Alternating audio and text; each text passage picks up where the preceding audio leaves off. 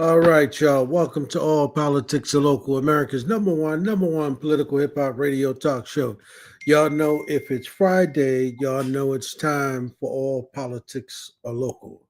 So tonight we've got a number of things that we're going to talk about in terms of what's happening in our community. We'll look to start up first to talk with our brother Marques, and he's got a couple of guests that he's going to bring through. We're going to talk about, of course, the play that is going to be in. I believe it's going to be in Plainfield this weekend, and of course, y'all know Marques is no stranger. Marques Lewis is like a co-producer with this show. He's always producing something that's taking place in our community. So we're looking forward to that conversation. And then, of course, we've got a number of other folks that we're going to bring on. And Zayid, if you want, we can just go on and give them the rundown if you have it. Yes, the great Annette Alston returns. Great Annette is giving us a good book on Harriet Tubman this week, particularly this past Monday, marked the anniversary of Harriet Tubman leaving us for the land of the ancestors. And next week will mark the anniversary of her birth. So, and Annette is a part of an annual an awards luncheon that acknowledges community organizers in the spirit of Black convention, the Black Women's Convention movement that came out of the 19th century. Something else that's a part of Miss Tubman's legacy, right? That Annette's going to lift up. So we got a Women's History Month special with the great Annette Alston. Uh, After that, around the 7:30 hour, after those of us who are Muslims break fast, is Ramadan Mubarak to all of the believers out there. Fatin Jajara uh, of Al-Awda, New York and New Jersey, we'll have a conversation about the dangerous case of Mahmoud Khalil, a young man who was a green card resident who was being set up for deportation as a part of the ethnic cleansing that the Trump regime is trying to do in the name of keeping America safe. It's a very dangerous case that puts a lot of people in harm's way for that backwards racist mass deportation scheme that he's got afoot. At 8:30, my son, the general, returns. And my son and Hakeem did a powerful piece that I'm going to start putting up on a regular now that kind of slid under the radar like in a way that it shouldn't have, called Dump Trump. And we need that. We need hip hop to bang like they were banging that out a few years ago to dump Trump. My son returns at 8 o'clock. And of course, DJ Rhino will take us out. Him and Hakeem will take us out with all the latest in the land of hip hop. So we got a loaded show. Yes, sir. Yep, sounds good. So, what we definitely want to do, though, first, Zaid, before we get the show started, we want to send out our condolences to the officer who lost his life last week. We want to definitely send the condolences to the family of. I understand he's been promoted now to Sergeant as Kona. So we send out the condolences to his family. And pray that God is pleased with him, and of course to the Newark Police Department in our city as well. But we also want to, definitely big up the brothers who put together a community meeting at New Direction as well. We want to definitely thank them brothers for the work they did on Wednesday. You want to mention those two brothers' names, Yeah, Zaid? yes. Lil Tut and Sade Dukes. I was present in that standing room only meeting. I want folks to be real clear about this. What happened was a tragedy, right? But we need to examine that tragedy like we've been doing this work that brought violence down in this town to a 60-year low from a public health emergency. And what does that require of us? It Yep. requires us to study how how weapons are trafficked into our community in the first place, and how do we cut that flow off? That's what you do with a disease. Where is it coming from? How do you stop its transmission? That's his first point of action. And that needs to happen. And we call that in military language interdiction. And that has not ever been properly addressed, because how else is a 14-year-old gonna get an automatic and fire on police who he thought it was jumping at him to harm him like somebody else on the street? That's a real conversation that we need to have on the matter of public safety. The question of strategy that really addresses this thing from a genuine public health emergency standpoint. I got to say that. After all,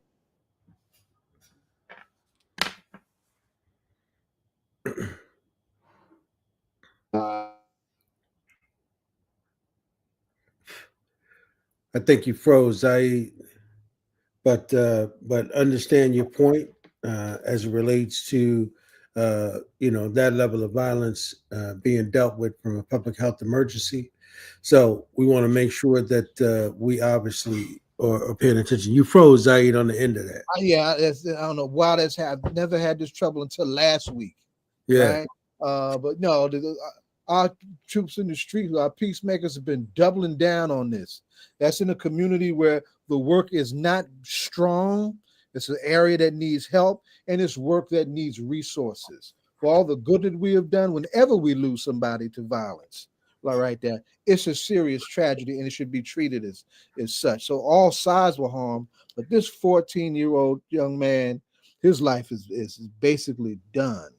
Right. And we have to look at the conditions that young brother got himself caught up into. Right. And that is what needs to be addressed. We don't need the police going buck wild. We need to learn from some other mistakes. Right. The Earl Faison case, when Officer Joyce Carnegie got killed, police went buck wild and arresting the wrong people and killed an innocent Earl Faison. That sharpens the backwardness of us versus them, instead of really trying to advance the concept of the guardian concept of police. So we need to be real clear on that, and we need to assert that very clearly to make sure that things are safe and balanced on all sides. That's right. That's right. And we definitely want to big up the Deputy Commissioner Keisha Uri, who was also in the building, who did not see it robbery to make sure that she was there representing the mayor's office as it related to keeping the Office of Violence Prevention and Trauma front and center. Right. As it related to standing up for the community, and also giving presence to City Hall in the heart of that, as you said, a standing room only community meeting. So big up again to New Direction. Of course, I appreciate it. Al Tariq best in the hub. They hosted it. Al Yep. Tariq made sure it went in the hub where that place was.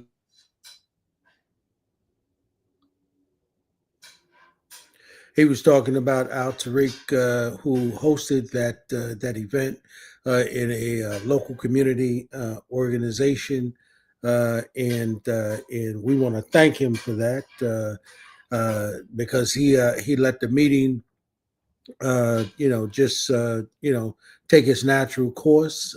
He let it go on for as long as it needed to, and so you broke up again, Zaid. So it was just bigging up brother Al Tariq. Yeah, he built out the hub expressly for that purpose, so young folks can have a space to be heard, and a space where they can appropriately be helped based on how they need to be heard, right? And it went down just like that. So I'm glad you lifted him up. Yes, sir.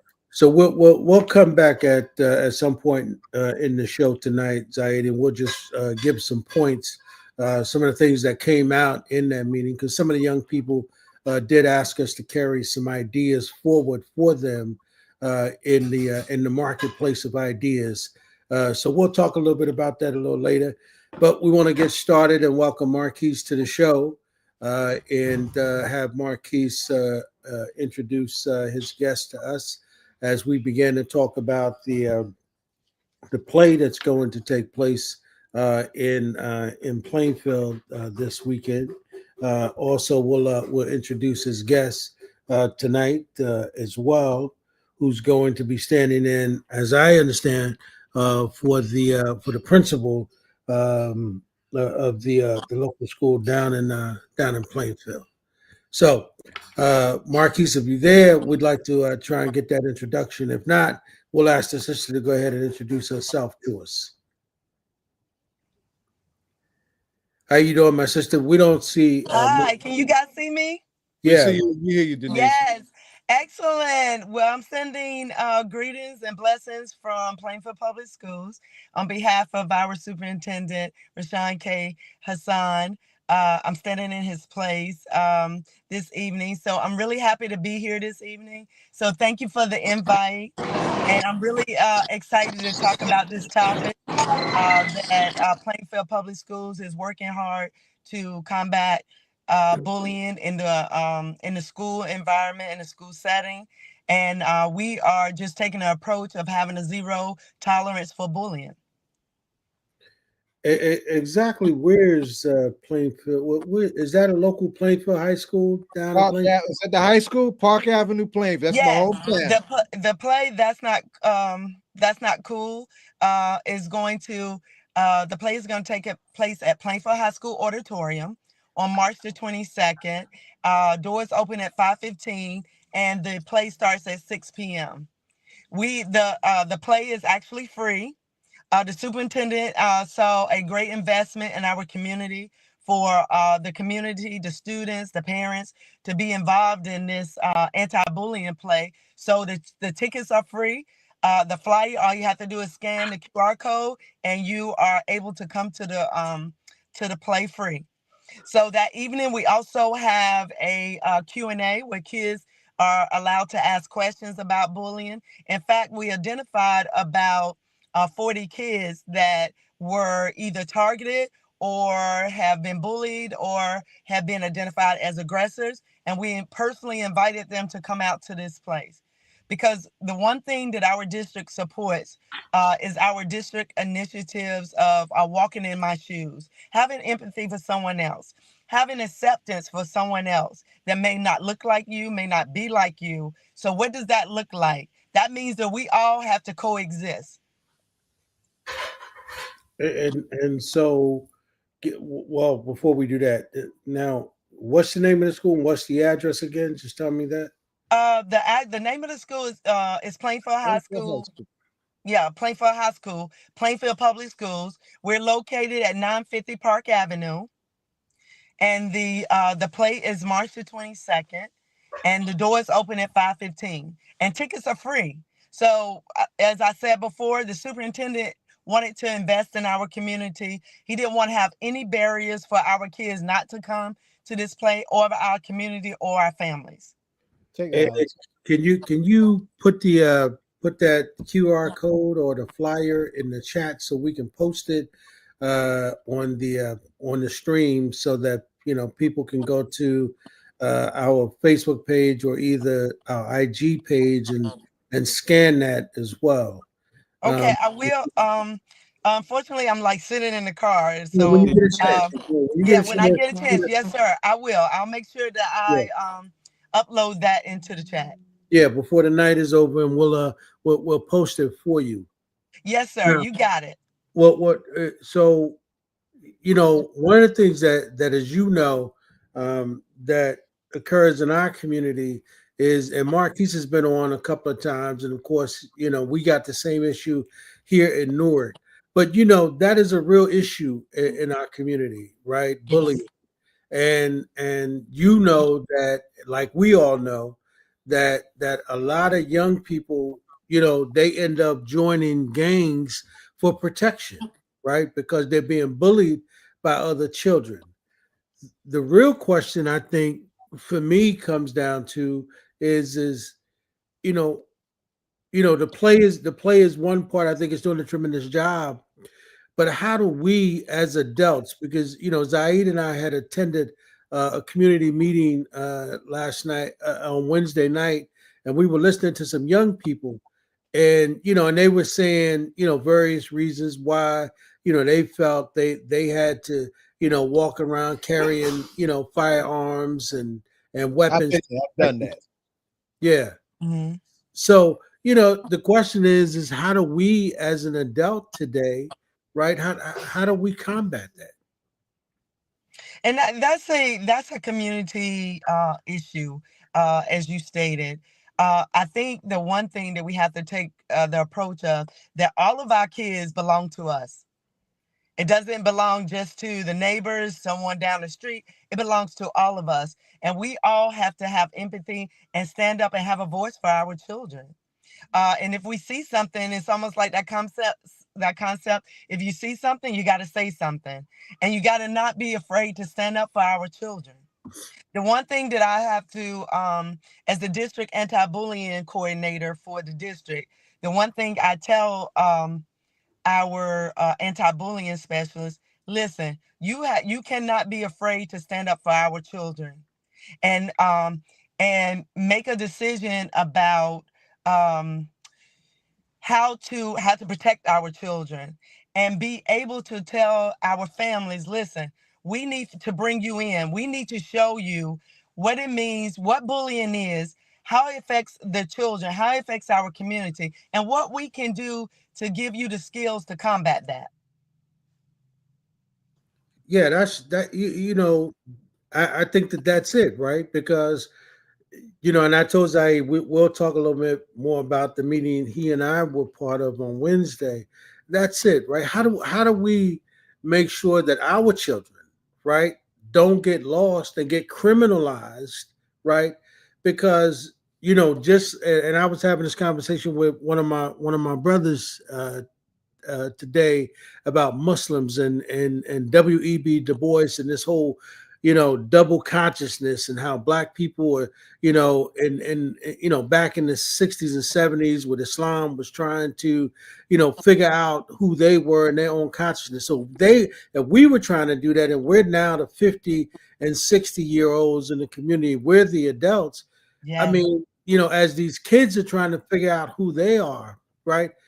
you know and remember, we've got to make sure that the society doesn't criminalize these children as they're trying to figure out where they're going, because for them, they're in my mind, and what I was hearing from some of the kids on Wednesday, they were joining gangs really to for protection. and Yes. and and Zayid, this is true. A lot of brothers, when they went into jail, they would join Muslims, right, join Islam, and they were joining it for protection, right? So just like these kids join gangs in the street, right? They're joining it for protection. But what we were hearing from them kids was a lot of them was walking around carrying weapons, and I believe that a lot of that stems from this bullying behavior, right? Where other kids are bullying them. So how do we, I know, and I did hear Mayor Baraka say this. This is a problem for all of us, Yes. right? It's all of our problem, and we can't have the adults or the people who are involved in law enforcement to disengage themselves, right? And somehow sort of believe that when these kids get in trouble, that somehow that they're not, part of that as well. Because remember, they have children who are growing up in the community as well, right? And so Yes. that's all of us. So all of us have got to figure out, how do we solve this problem? How do we do that? Yes, sir. And one of the things that I want to bring up too, not only physical bullying, we need to talk about cyberbullying. Because in the middle school, at the secondary, many of my investigations and my cases are due to cyberbullying. So, how do we combat that? One of the things we have to teach our kids about, we call it And our screening parents. team. We call it screening team. And we also have to educate parents about how much time kids are spending on in chat rooms, how much time kids are spending on their phones, on their computers. Because what we realize that a lot of our kids, they hide behind the computer because that's their way of fighting back. That is an excellent point, my sister, because we had Zayed, you remember we had one of the brothers who were the leaders of that meeting. He actually said, my sister, he told those kids in that room, he said, if you got something to say to me, don't say it to me online, right? He said, talk to me personally, because you're right. That cyberbullying is very dangerous because that's the way these kids are communicating now, right? Right. And they're So one talking in to one in three people will be cyberbullied. So that's more than 57% of the population. If you think about it in terms of data, in terms of numbers, that's a large number, right, especially at the school age in the school setting. That's one in three kids will be cyberbullied. One in four will be physically bullied or intimidated or harassed. right. Yeah. And so It, and go ahead, Zayid. several things. One, I just for background, Deborah, Denise, the meeting that he's talking about, we had a police officer get killed in Newark this week, and the Yes, shooter was a 14-year-old. And of course, yes, sir. I work in what we call community-based violence intervention, and this Mhm. was someone who we weren't able to reach, right? And Yes, some things were going on with this young man, and some things he was exposed to as a young man that just shouldn't have happened, that put him in that situation that cost him his life. But to yes, both of your points, what put the police at that scene was someone, either with him or with him, was online with a weapon, brandishing a weapon. hmm, That's what started the whole thing from the intelligence reports that I'm getting, right? So I just wanted to say several things. I mean that the question of trying to address something like this is the front end of prevention and yeah, intervention when it comes to community-based violence intervention work. One of the things for all of the work in Newark, we have brought down violent crime, particularly gun violence, down to a 60-year low in this town by virtue of what we do. But what should be our first and natural and strongest partner is yet to be that, and that's our school system. yes, Because this stuff starts when our kids start having Right. problems as young people. Also, and Ed, I wanted you to remember this too, that we've had our folks from this play on the show before, right? This is his first run in Plainfield, right? yes, This show's got Roos and Roselle, right? Right? So I just wanted to acknowledge. I also wanted to acknowledge that Michael could try to get on. He had some login problems, and the same with Marques. But you holding it up well. Now, Denise, I got to ask you something. Are you from yes. Plainfield? Well, actually, I'm by way of Newark. I actually worked in moved from North Carolina, and then I my hear first that. I hear that in your assignment. voice. I hear it. Yes, I know my southern accent, huh? But I know after 27 years, I still have it. So I'm just gonna be who I am. I actually my first assignment that I received was in Newark at Quitman Community School. And I was actually there in Newark for 3 years, and that was probably one of the best assignments that I believe that God has given me to work with those families and those children. And fortunately, unfortunately, and fortunately, I had the opportunity to move to Plainfield, and I've been in Plainfield for 26 years now. And as the district anti-bullying coordinator, I've been since Governor Christie actually made this a law for the anti-bullying law. So I've been in charge of the prevention and intervention of bullying in the district. Well, let me say this. I'm originally from Plainfield, and last time I was in town, I had a loaded day.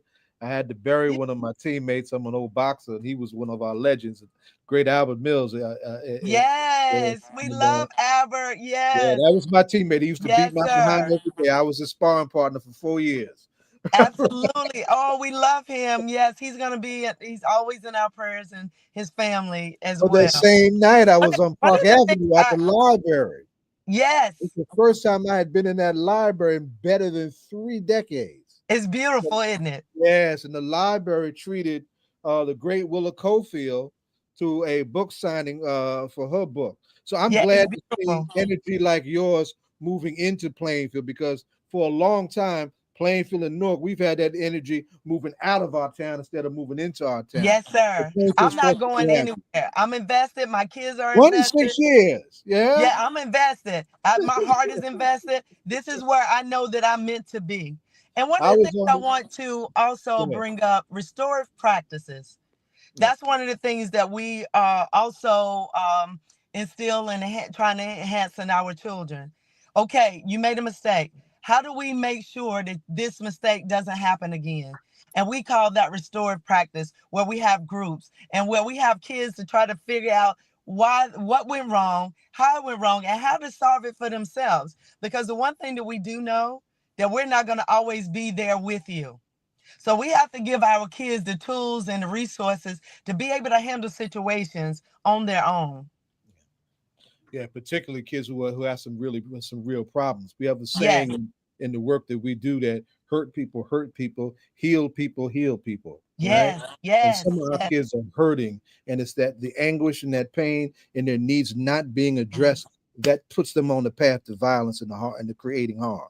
Yes, Right? sir. And that's what we need to. That's intervention. Right? Yes, Services and support. That is indeed intervention. And we can have some other conversations. I work with some folks that go around the country doing and establishing very good restorative justice practices. And of course, the emphasis is on the age group of our folks that are in school, because that's where the yes, problems really start bubbling. So you got some other resources that we can talk about at another time. yes. You're I right. love that. You can't see it, but Mr. Carr is he's busting the chat up. Oh, he Right? is? Okay, We busting good. that up, lifting up the work and lifting up the agenda. He's been my partner in all of this. And I'm so happy that we have this opportunity. And I got involved because the superintendent wanted the play to come to Plainfield. I did not understand the level of commitment by Dr. Carr and Pastor Lewis, but I knew that I had to jump in and get on this train. So I'm Leadership happy. matters. I had to get on this train because you have to get on the train is very limited opportunities. So I tell my kids, sometimes that train will pass you and you not know it. If it comes around a second time, you need to jump on it. Yes, ma'am. Yes, ma'am. Yes, ma'am. Absolutely. Absolutely. And the thing is, we definitely want folk to understand how important Plainfield is to this work, right? Plainfield is an important city just in and of itself for a lot of Queen different City. That's reasons, right. right?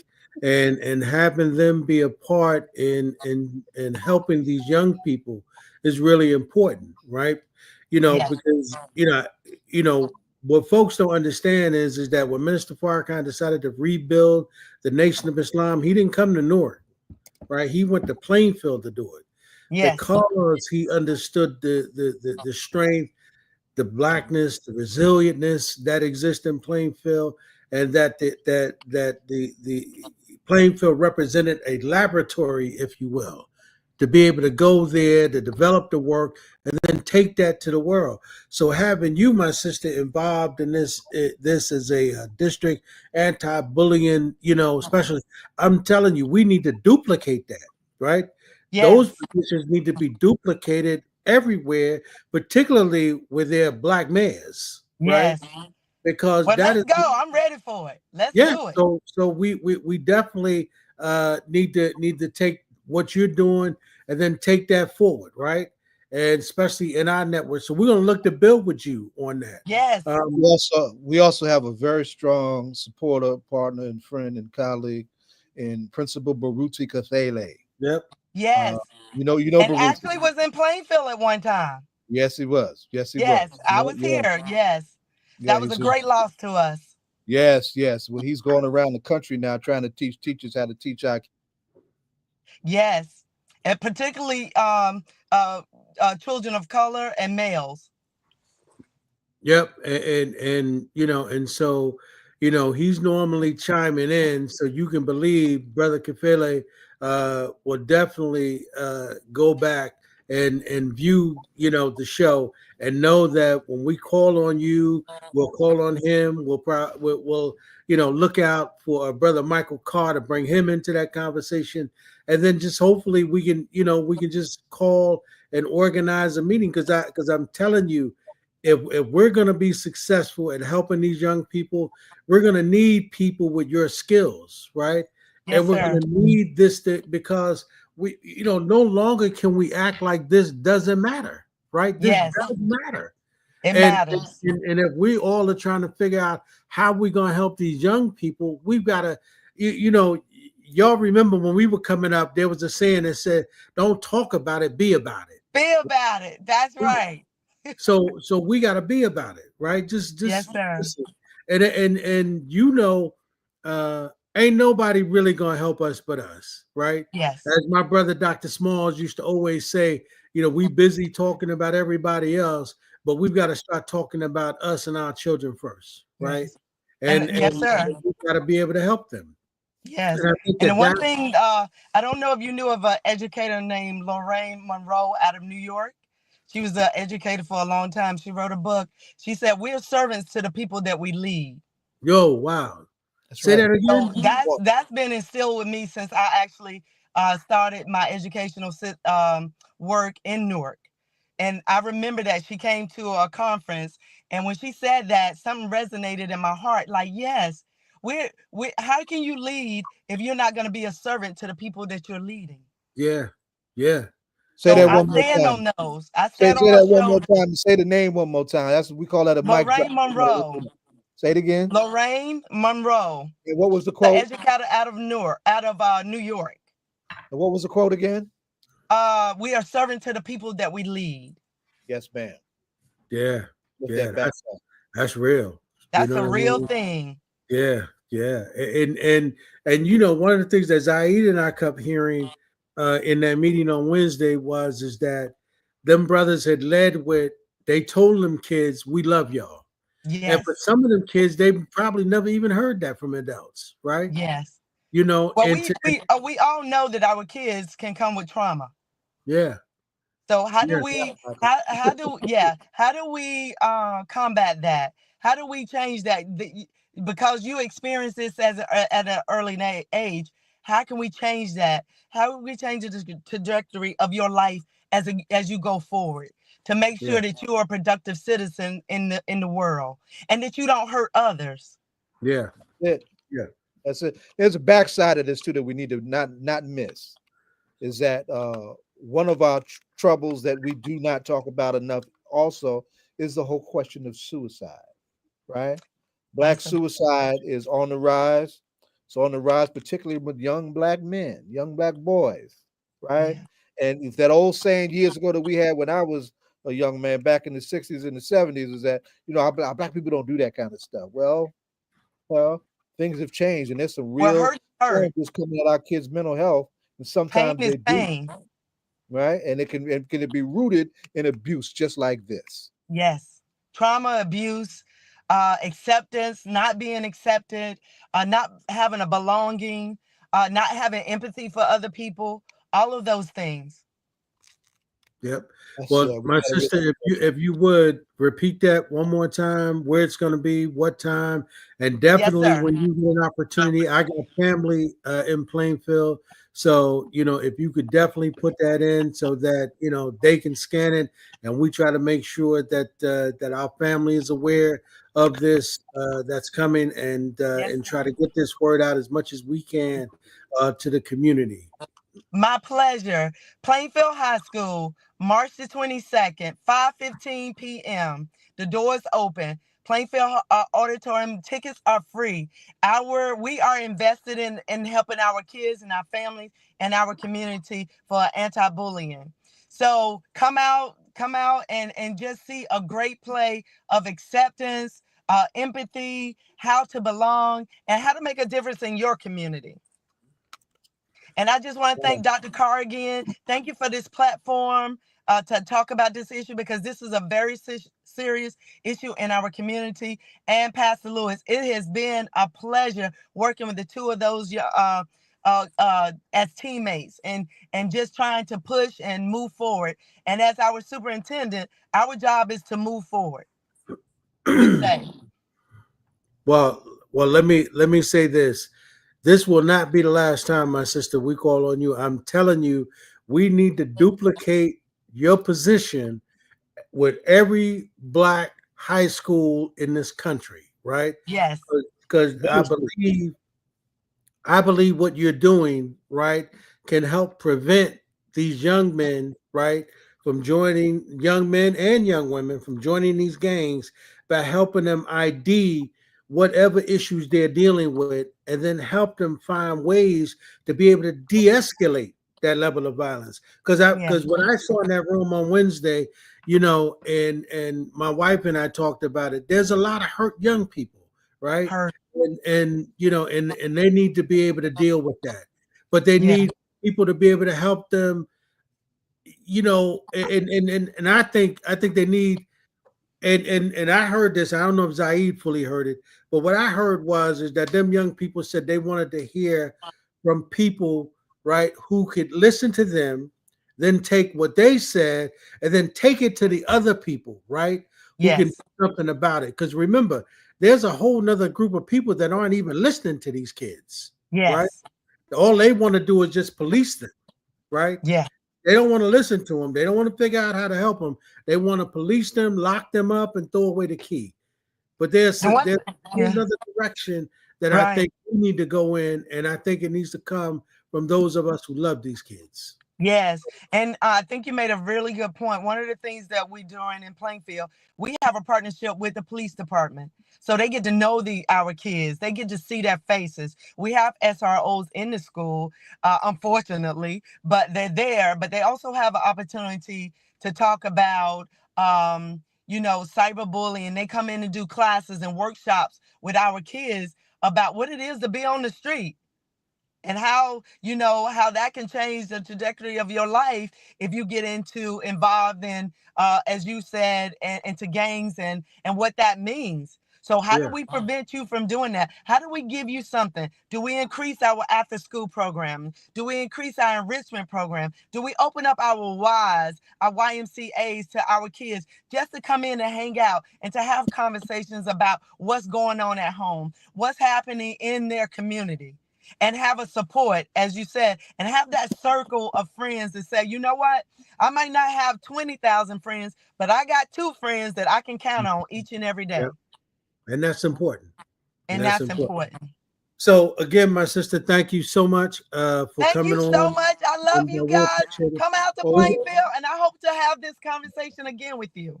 we got a question we got to ask you before you leave. Yes.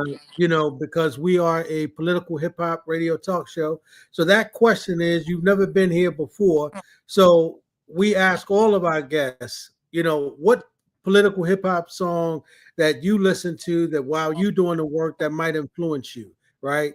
Or group, whatever influenced you in the music. Oh my God. You know I'm gonna say you're not like us, baby. Uh-oh. Yeah. Kendrick Lamar. That's very real, right? Yes. I mean, And that's the hot thing. That's the hot platform right now. You're not like us.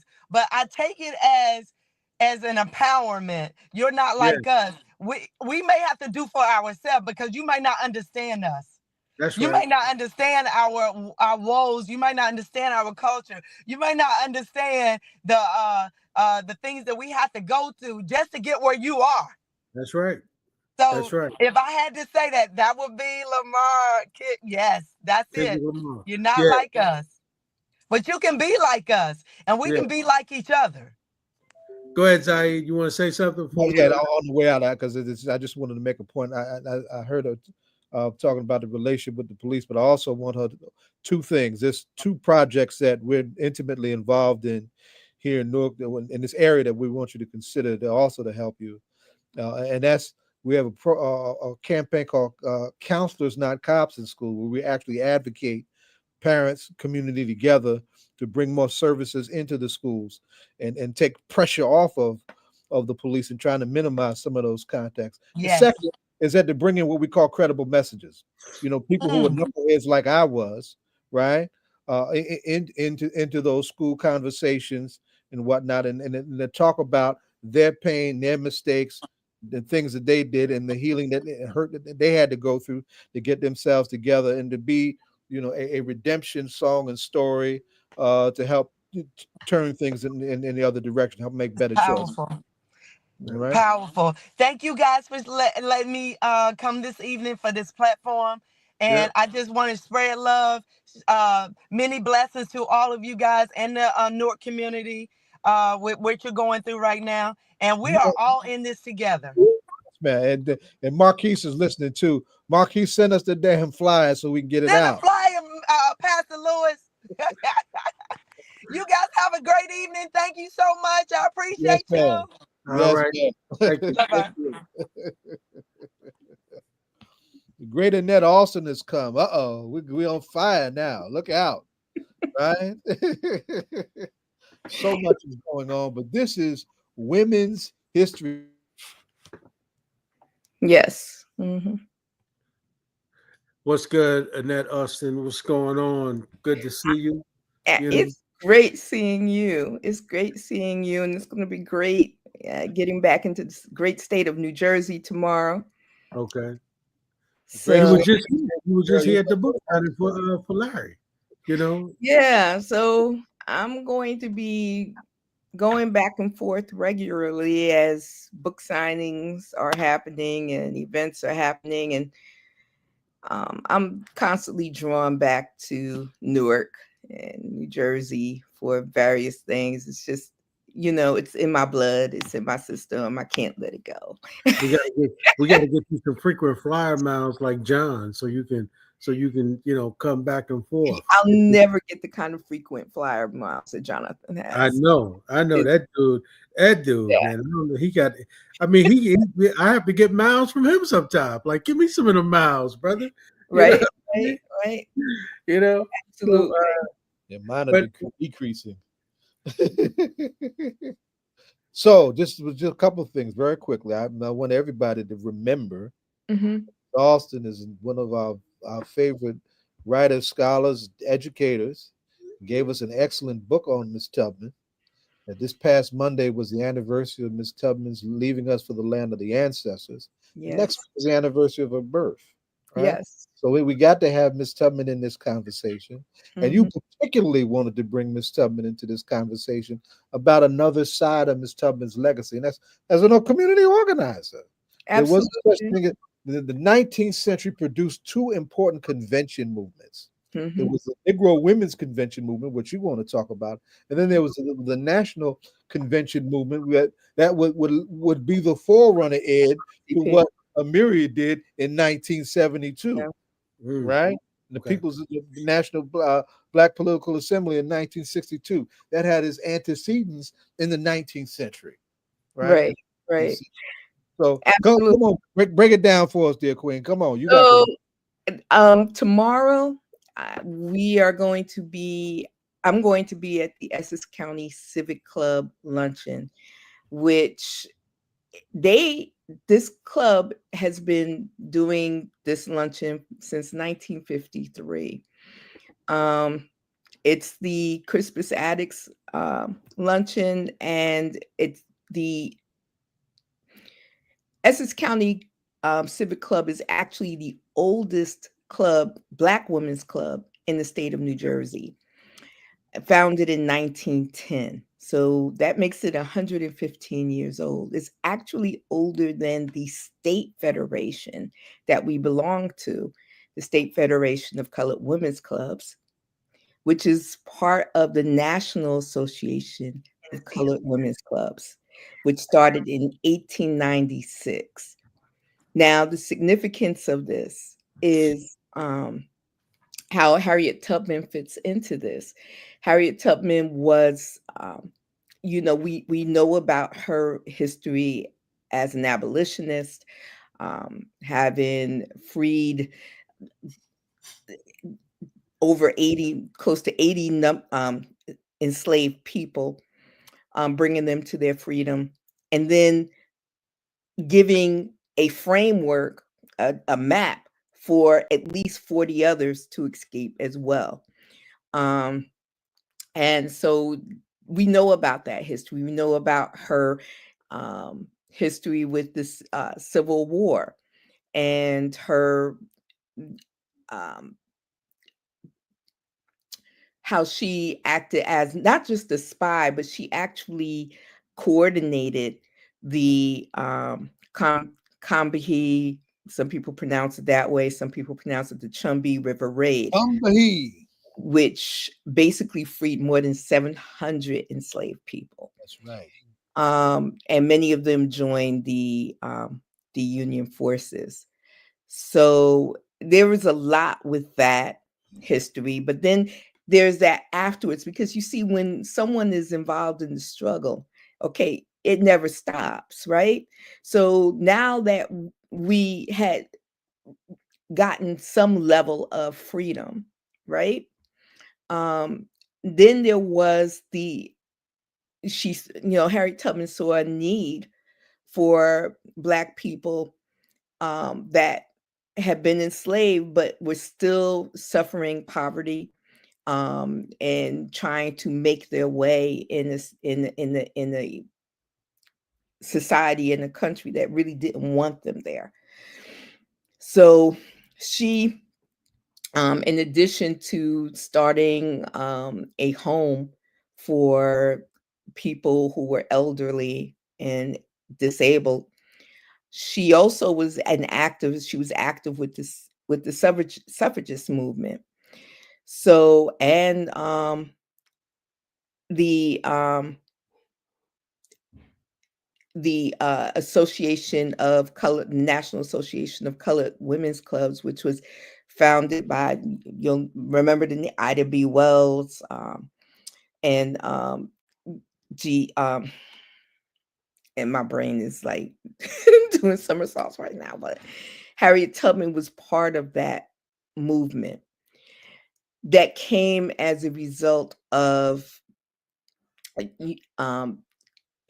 someone really making a very disparaging article, a remark about Black women, making them seem subhuman, etc. It was that whole mindset. So Black women railed against that, and they had this meeting in Washington, D.C. They formed the National Association of Colored Women's Clubs in 1896.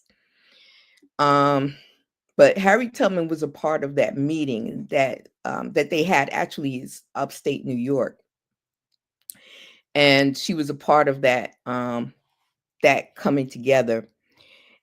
It was interesting. She was the oldest member at that meeting, and the youngest member of the meeting was Ida B. Wells' baby. And I wish someone could have taken a picture of what it looked like to have, Ida B. Wells hand the baby to Harriet Tubman, and have those two that pass off into the next generation, into the next level of struggle, as it was. And so there's that history, and we're a part of that. Essex County Civic Club is connected to that. So tomorrow, what we do with the luncheon is we remember people in our community that have made a difference in our community, and we honor them. So tomorrow, we'll be honoring the late Lieutenant Governor Sheila Oliver, with the late Judge Fullerlove, and we are going to be honoring Sharon MacGyver, who is taking the place of Congressman Donald. Monica MacGyver, yes. Right, LaMonica MacGyver. I apologize. There's another Sharon MacGyver. She's actually one of our members. So no, LaMonica MacGyver is the new congressman replacing Donald Payne. And then we are also honoring Senator Brittany Timberlake. Very proud of Brittany. Right, exactly. And our own member, Miss Winifred Uri, is being honored as well. And she... You mean Keisha Uri? No, Winifred. Winifred? Okay. Uri. Winifred Uri was worked, I believe, for Sheila Oliver. She worked in Sheila Oliver's office, if I'm not mistaken. But she is our member, and she's a very active force in our organization. Currently, Jerry Harmon is serving as president of our organization. She's doing a phenomenal job. And Denise Williams is the president of the state federation. So, but everyone in that organization works really hard, and they're working overtime to really make this luncheon special. Larry Hamm will be there as well. Deborah Smith Gregory will be there. They're past honorees, and as well as you, Zaki from Zayid from last year. So these are, this is what we do in addition to giving scholarships to young people. So the monies that we're raising, and the tickets are $100, but the monies go toward scholarships for young people and the graduates of Arts High in honor of the late Florence Johnson, who was president of our organization for years. Before that, our president was Maud Johnson. Maud Johnson, amazingly, she had been in our organization for over 50 something years. She was president of the state federation of young people for like when she was 15 years old, and she remained active straight through. And so, yeah, that she's someone that, I mean, you think about the women and in our organization, and the women that have pushed forward, recognizing the importance of serving our community and doing what needs to be done. You see something that needs to be done, you do it. And that's what our organization has been doing. And the women's clubs throughout New Jersey have been doing that, are connected to the state federation. So, yeah, so it's really good. And we're growing as an organization as well.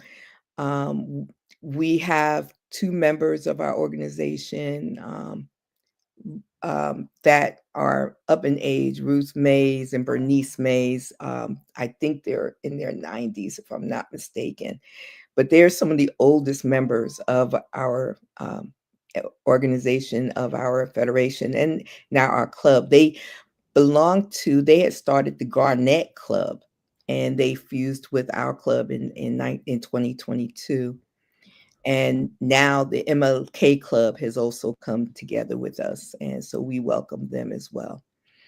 But that's just the synopsis of, what we do. We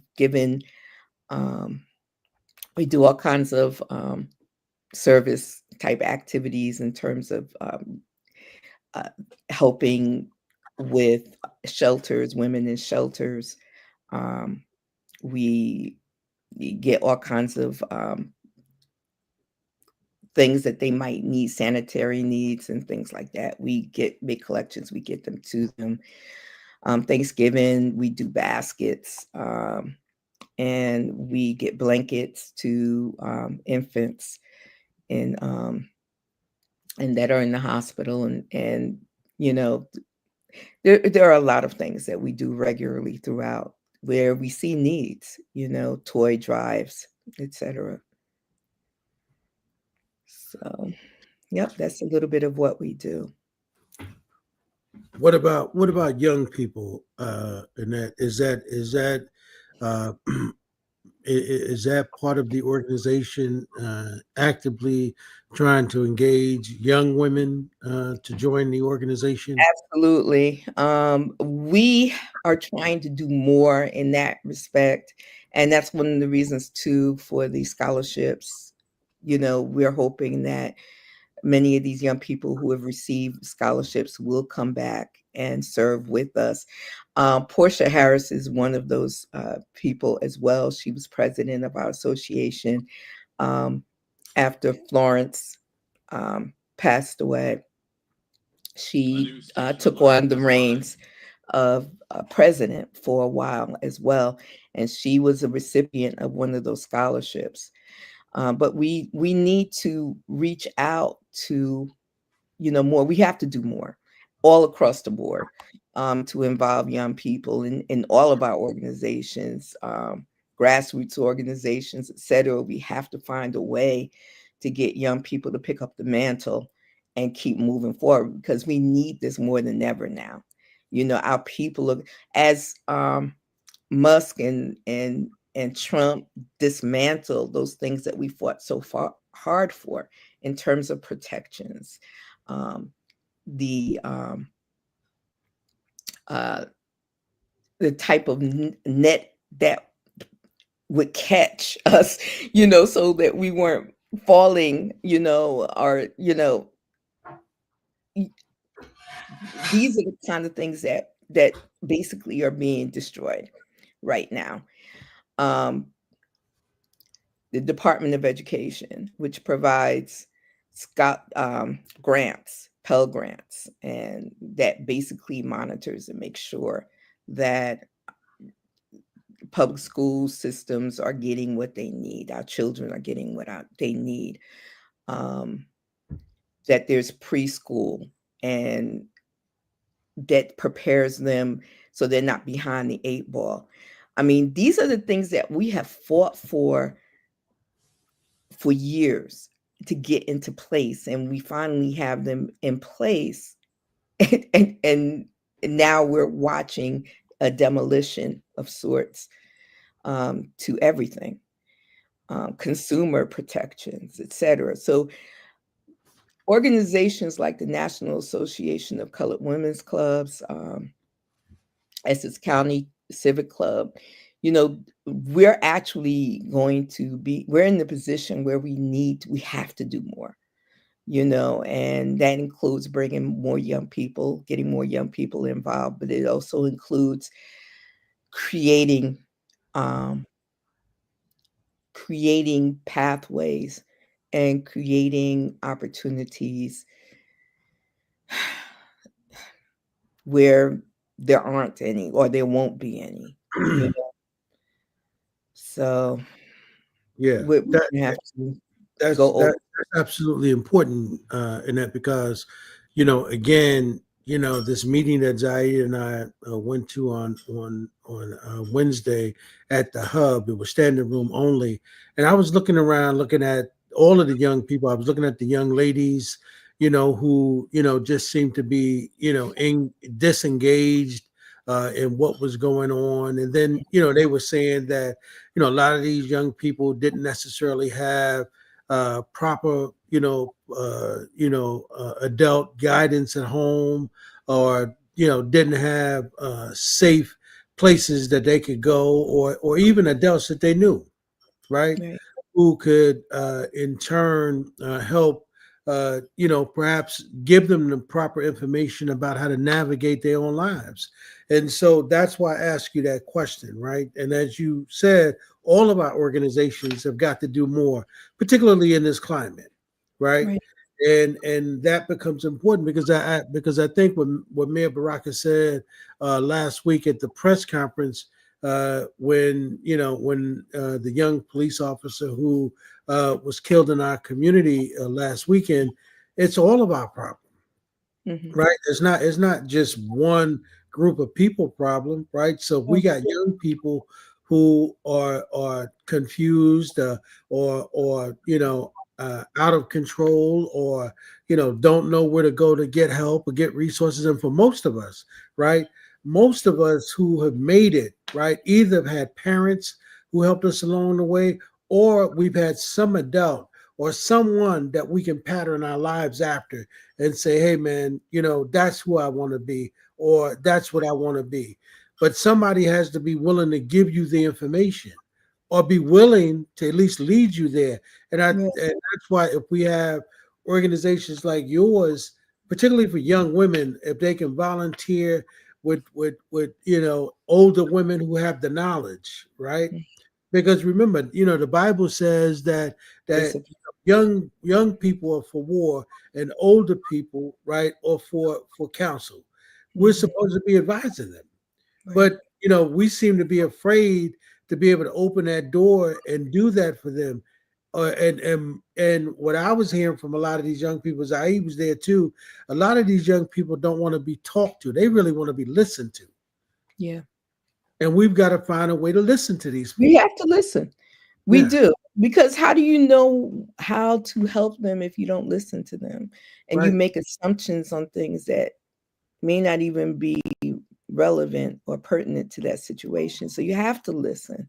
You have to know what's going on in their heads.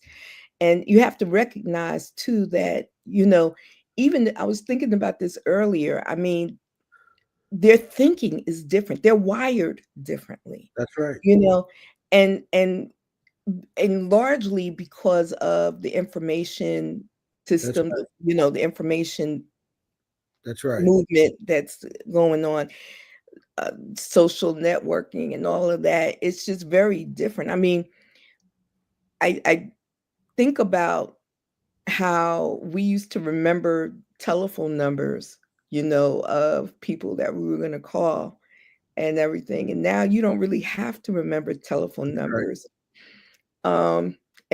So, that's all you have to do is just press their name and then, and the phone call is happening. I don't, we're not using, we don't think the same way. And, Right. and I don't know if that's, so we do have to listen. We do have to understand where they're coming from Right. in order Right. to address some of the problems that are being had. So we'll know what to do, Right. and how to help them. And that's why, again, a women's association or a men's association, it's got to be about, finding a way to be able to invite those young people to come into that, and then be willing to give them some space and say, hey, can we have a conversation? Can you tell us about what it is that you're dealing with? Because you're right. And they were saying this at that meeting, and where they were saying that all of them walk around with a computer in their pocket 24 hours a day, right? That literally can have them fact check you, right? So you say something to them kids, they can fact check you, you know? So if you lying to them or you say something to them that's not true, they Right away. fact check you. And Mhm. so that's why we have to make sure that we're on point, but we also have to let our life be a living testimony to these kids, right? Mhm. Because remember, like you said, something as simple as remembering phone numbers, right? These kids don't have to do that. Here's Mhm. another thing. Something as simple as signing your name, learning how to sign your name. These Right. kids don't even have to do that no more. Mm-mm. So if And you they ask, don't teach it in school anymore. Or I don't know.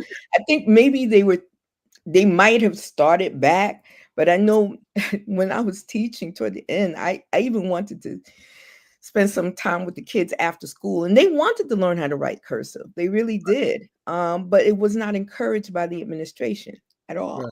They did not want to hear about writing in cursive. And I said, well, first of all, how are they going to know how to sign their names even? And not only that, but cursive writing is just so much easier on right, your hands when you're writing, but they were like, well, they don't really need it because they use computers and they just type everything. And So it's an important identity tool. yeah, Forget it is. about Hmm. And then even in terms of reading primary sources and stuff, a lot of the older primary sources, you're going back to the 19th century or, and such, it's written in cursive, and so I, if you're going to read primary sources, it would be good to know how to read cursive. But and then a lot of people, when they're writing notes really quickly, you write in cursive, people write in cursive, and you hand something to someone and you can't read it because they're writing in cursive and you're not, usually an older person. But it's just interesting. Now most primary sources, they have it rewritten. If you go and look, the documents are, you'll see the original document and then you'll see underneath it, it written in print so that anyone can understand it. So it's like people don't feel like they have to know. But we have to do better in terms of teaching our young people their history. who they are, the importance of voting. All of this is connected, because I think what it is that nobody thinks that what's happening is going to touch them. That's right. They feel disconnected. And I think that and that's one of the reasons why Trump got in office to begin with, is because they think, well, whatever is going to happen, it's going to happen to them. It's going to happen to those other people. It's not going to happen to me, Right. And so they feel like they are somehow immune from whatever madness is currently going on. And they're quickly learning otherwise, but Right. it's too late for that. Right. It's not too late, though, for people to vote in 2 years to overturn this Senate and Congress. That is, unless they give away all their powers to the executive board before we can actually take it over. Which, based on today, what happened, I'm beginning to wonder. Yeah, I've heard, Zayid. I saw Malik Zulu Shabazz had posted, because he had made a statement early on where he thought that, what Trump would represent for Black folks, this great opportunity for us to organize and begin to come together, right? But what he posted was, he said at the rate that he and Elon Musk are now going, there might not even be a country, right? Because they tearing up every system that was put in place. Right. So if you began to tear up the very system that, someone like you and I, and that have worked 30 years or 40 years to put in for a retirement, and then soon to come a Social Security check, and then all of a sudden you find out that those things are now not available to you. It's no security net. Right. Then what happened to Medicare? What happened to your health care? So then you find out that none of that is available in the society. Then what happens? They've been trying to get a breakdown. The reality is, they've been trying to get rid of social welfare programs since FDR implemented. That's right. Okay, they never wanted that. But once it was in place, they saw it was impossible to get rid of it, because people wanted that. People understood the importance of having some sort of security net. And the same thing with the Department of Education. Mm-hmm. Same thing. And that wasn't started. The Department of Education, I understand, wasn't started until Jimmy Carter. Jimmy Carter, actually, under his administration, what the Department of Education started, if I'm not mistaken. So it wasn't that long ago. Right. And the point, but they wanted to dismantle it, right? They wanted to get rid of it, right?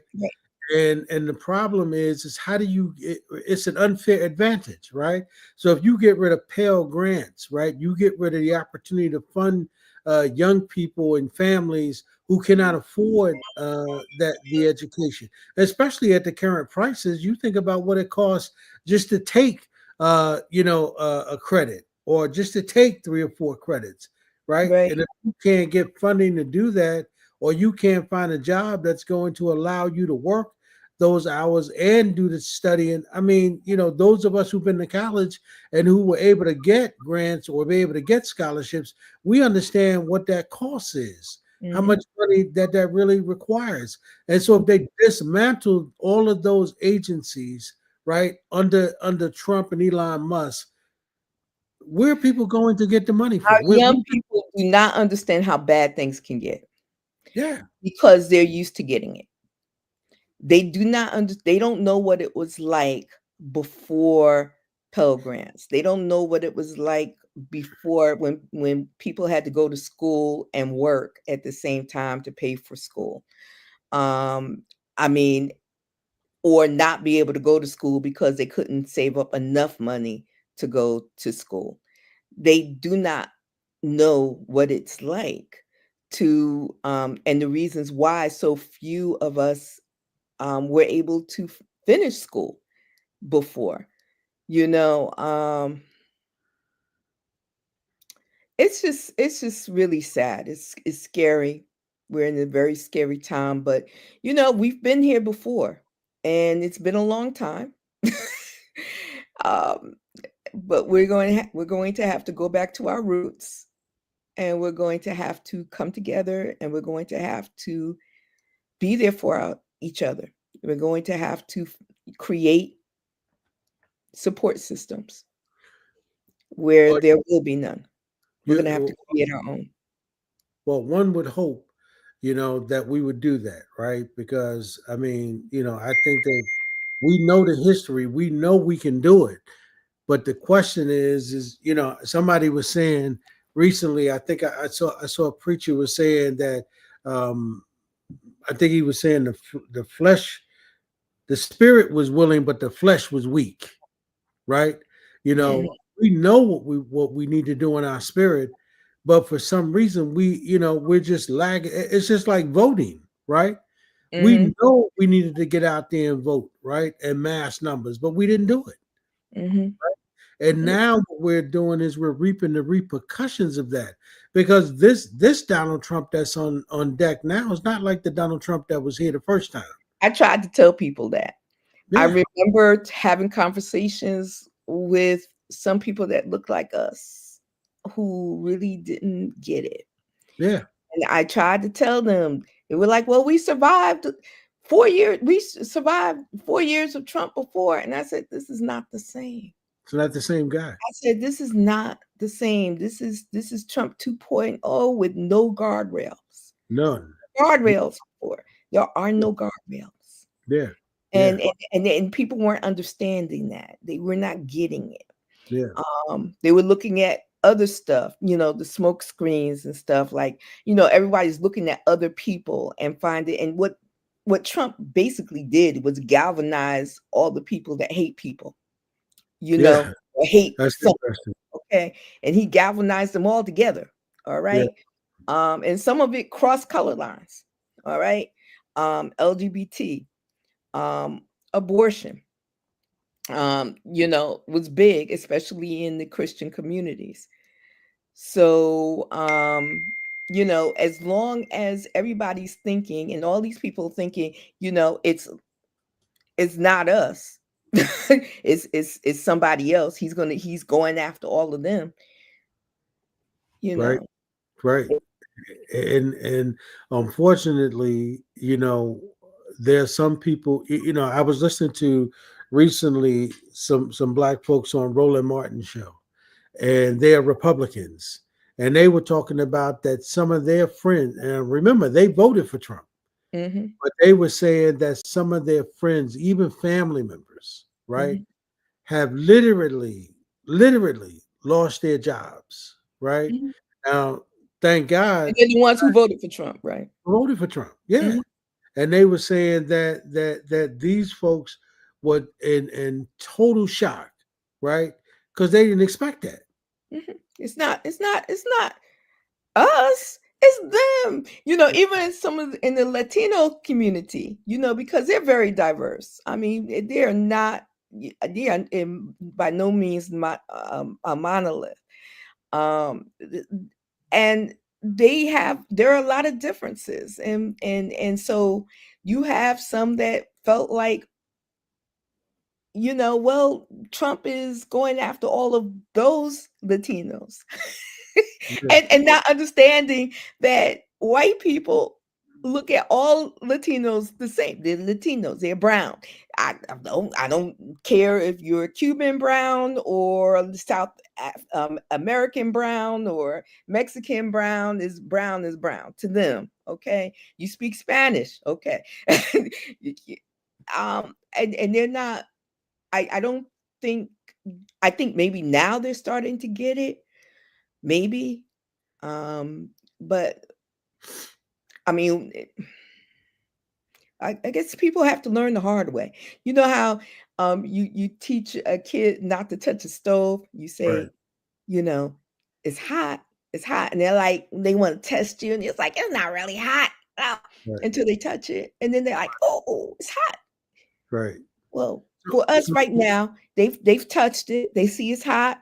It's a little late, but maybe it'll be in time for us to change the Senate and the Congress over.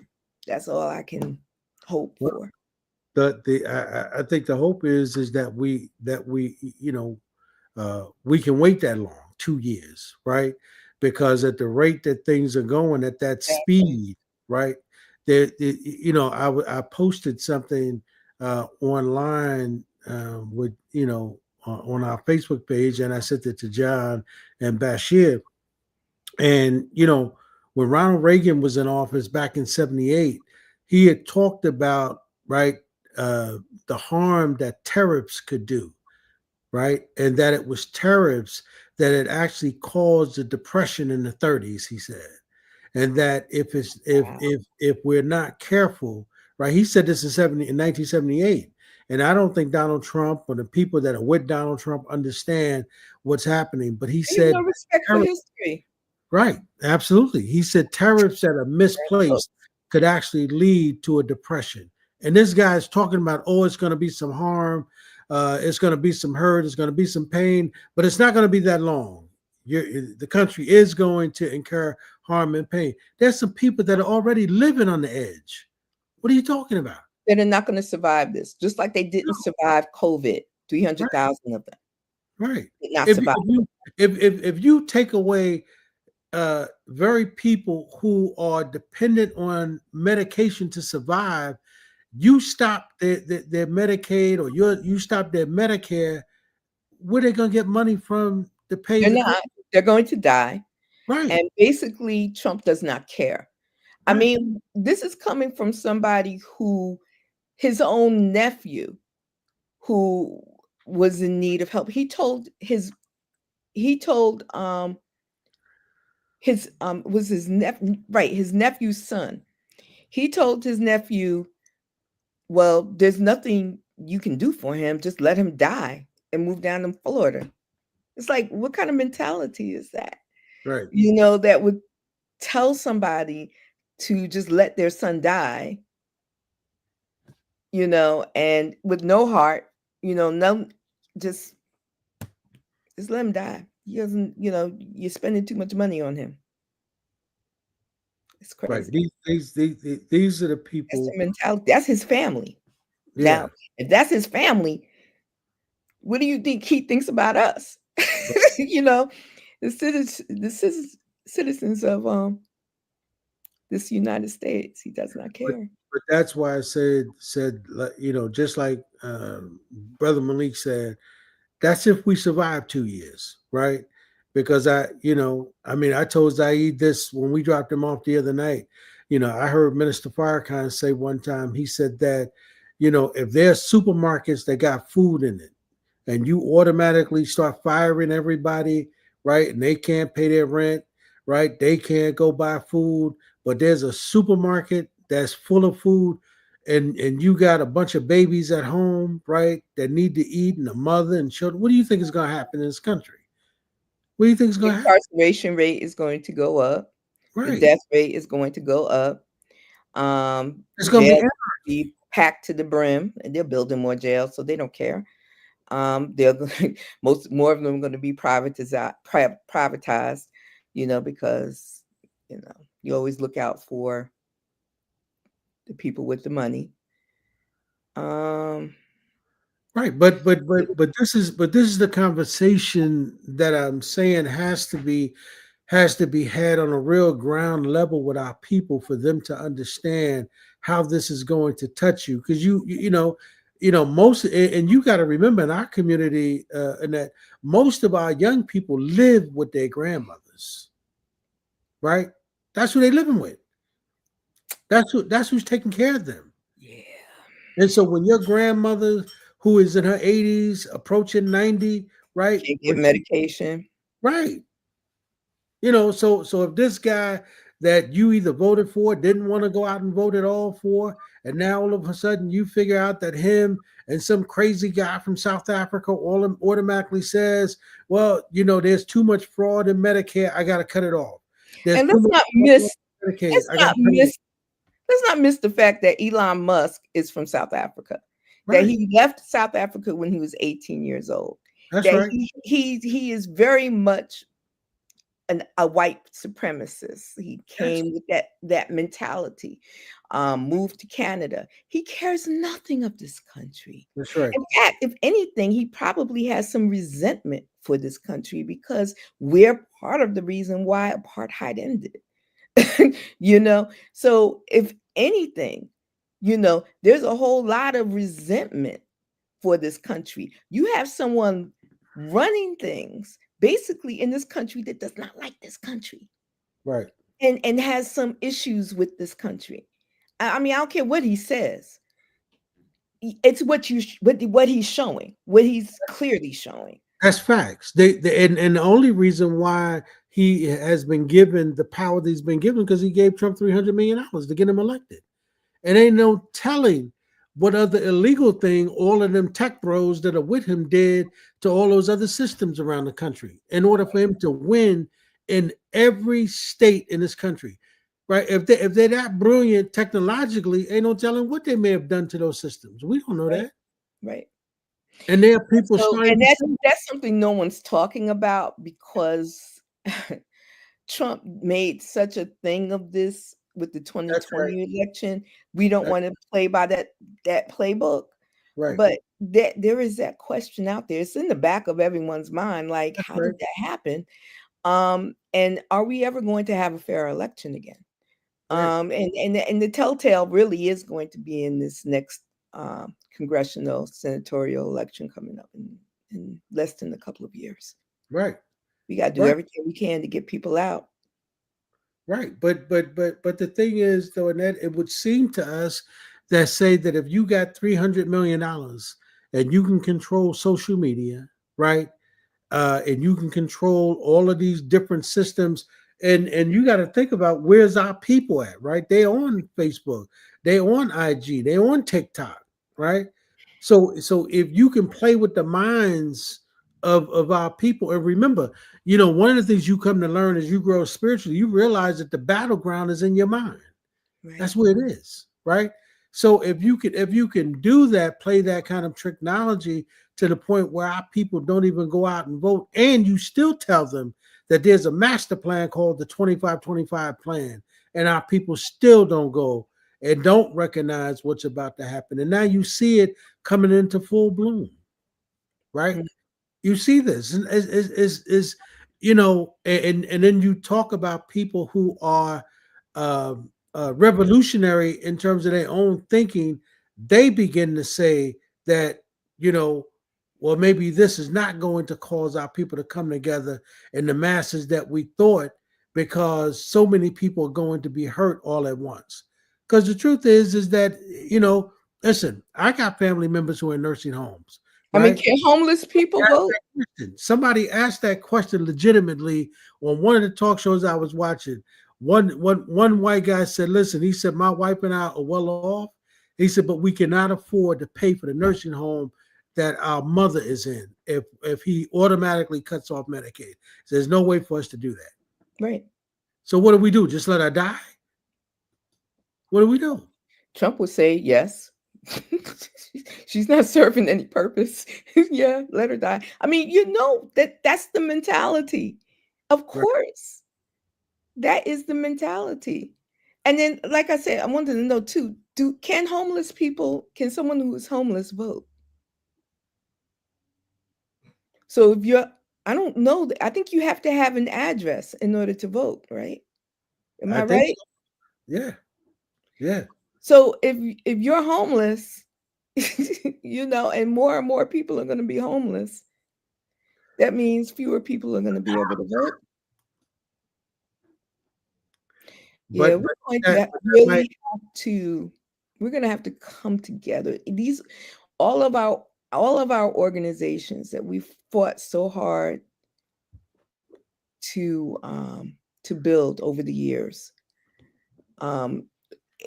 We're going to have to take this to another level. We can't just I don't think we can afford to just be a tea club, if you will.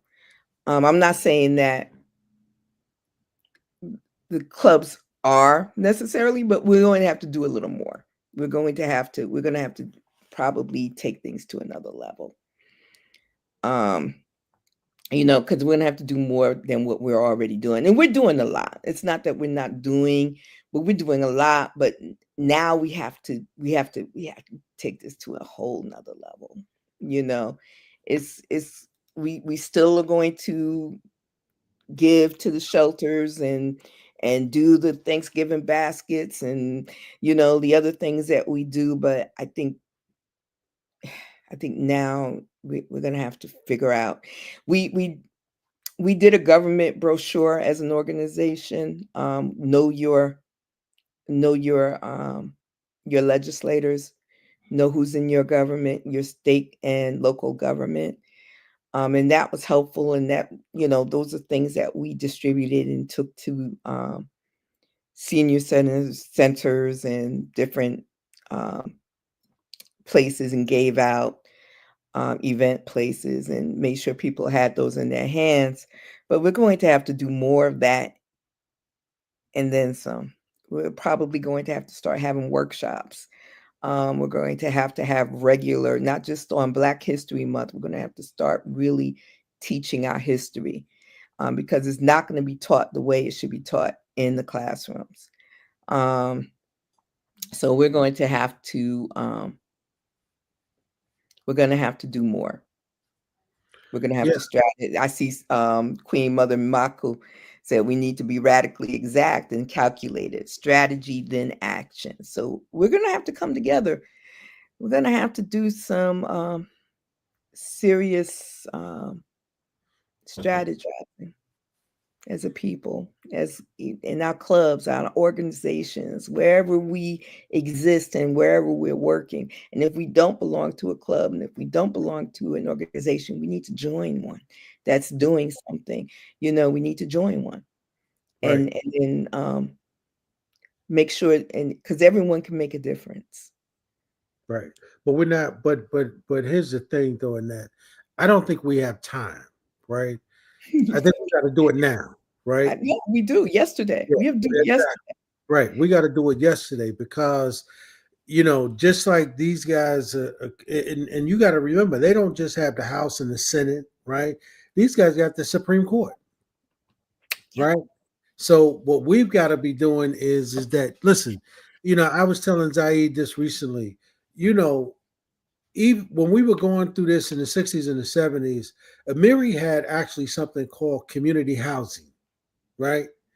And, when I was organizing the National Black Political Convention 50th anniversary, and I was studying that, that idea, right, was a brilliant idea. Because if you could get a group of, remember, it might be difficult for, let's say, one person to qualify for a mortgage. But on the other end of that, do you know if you get a group of people together and if they can qualify for a mortgage, they can buy a 3-family house, right? And if and Amiri had put forth this idea, community housing. So what about you get 3 people in the community, instead of y'all paying rent, y'all decide to buy the house, right? Now all of a sudden you qualified for a mortgage, or even what they're doing in Newark, they're able to use Section 8, right? So they're able to qualify for that kind of housing. So imagine if you did that, right? Where you got people who qualify for Section 8, or maybe 2 people qualified for that, and you got together and you bought, say, a piece of property that maybe cost maybe $300,000, $400,000. You know what? Let me just say this. Great ideas, but all our strategizing can't be online. Yeah. We gotta do some of the strategizing. We gotta do all the strategizing really somewhere else. But do you know the problem with some of that is that even if you organize, like, Larry does a meeting every Monday, right? Yeah. And some of it is physical, but do you know that when I went to the meeting, I don't see any young people there, right? I see mostly elders in that meeting. But when I talk to young people and I say, hey, man, why don't you go to the meeting? They say, well, do you do it online? Well, if you do it online, I'm a 10. See, they don't want to go to nothing physical. And that. Yeah, we have to explain to them why it's important to do that. Because right now, with all of the controls, the social media and everything being controlled and watched by every, you know, the billionaires class, you know, Elon Musk's, who basically is controlling, it looks like trying to control, if not controlling everything, has eyes everywhere. Oh, This is feeling like 1984, you know, yeah. but I mean, it's just crazy. This I is, mean, Annette, he's already got it. He's got total control of your social security number, my social security number, right? And the we, damage he could do to us is enormous. it is. We can't afford to use the tools that they provide to us to create for ourselves. We can't, we have to move away, and we have to impress that on the young people, that we have to come together outside of this. And that's it. I mean, Annette, I totally agree with you, but that's easier said than done. And I'm telling you, I was in a room with a bunch of them young people on Wednesday, and for them, it was great how they were able to mobilize all those young people. But I want to tell you, they didn't stay long, right? Because they were like, yo, do this online and we'll tune in. Because they're wired differently.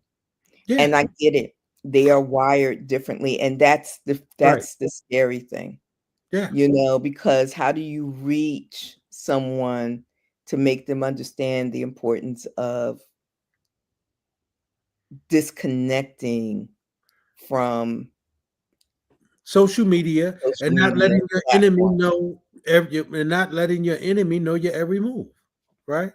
Can't do it. Come No, on. you You can't can't. do it. What's the point of strategizing if you're going to let everybody know what your strategy is? That's right. It's like, come on. It's insanity. We Right, we have to get smarter right, about the way we do things. And right, really that's it. right.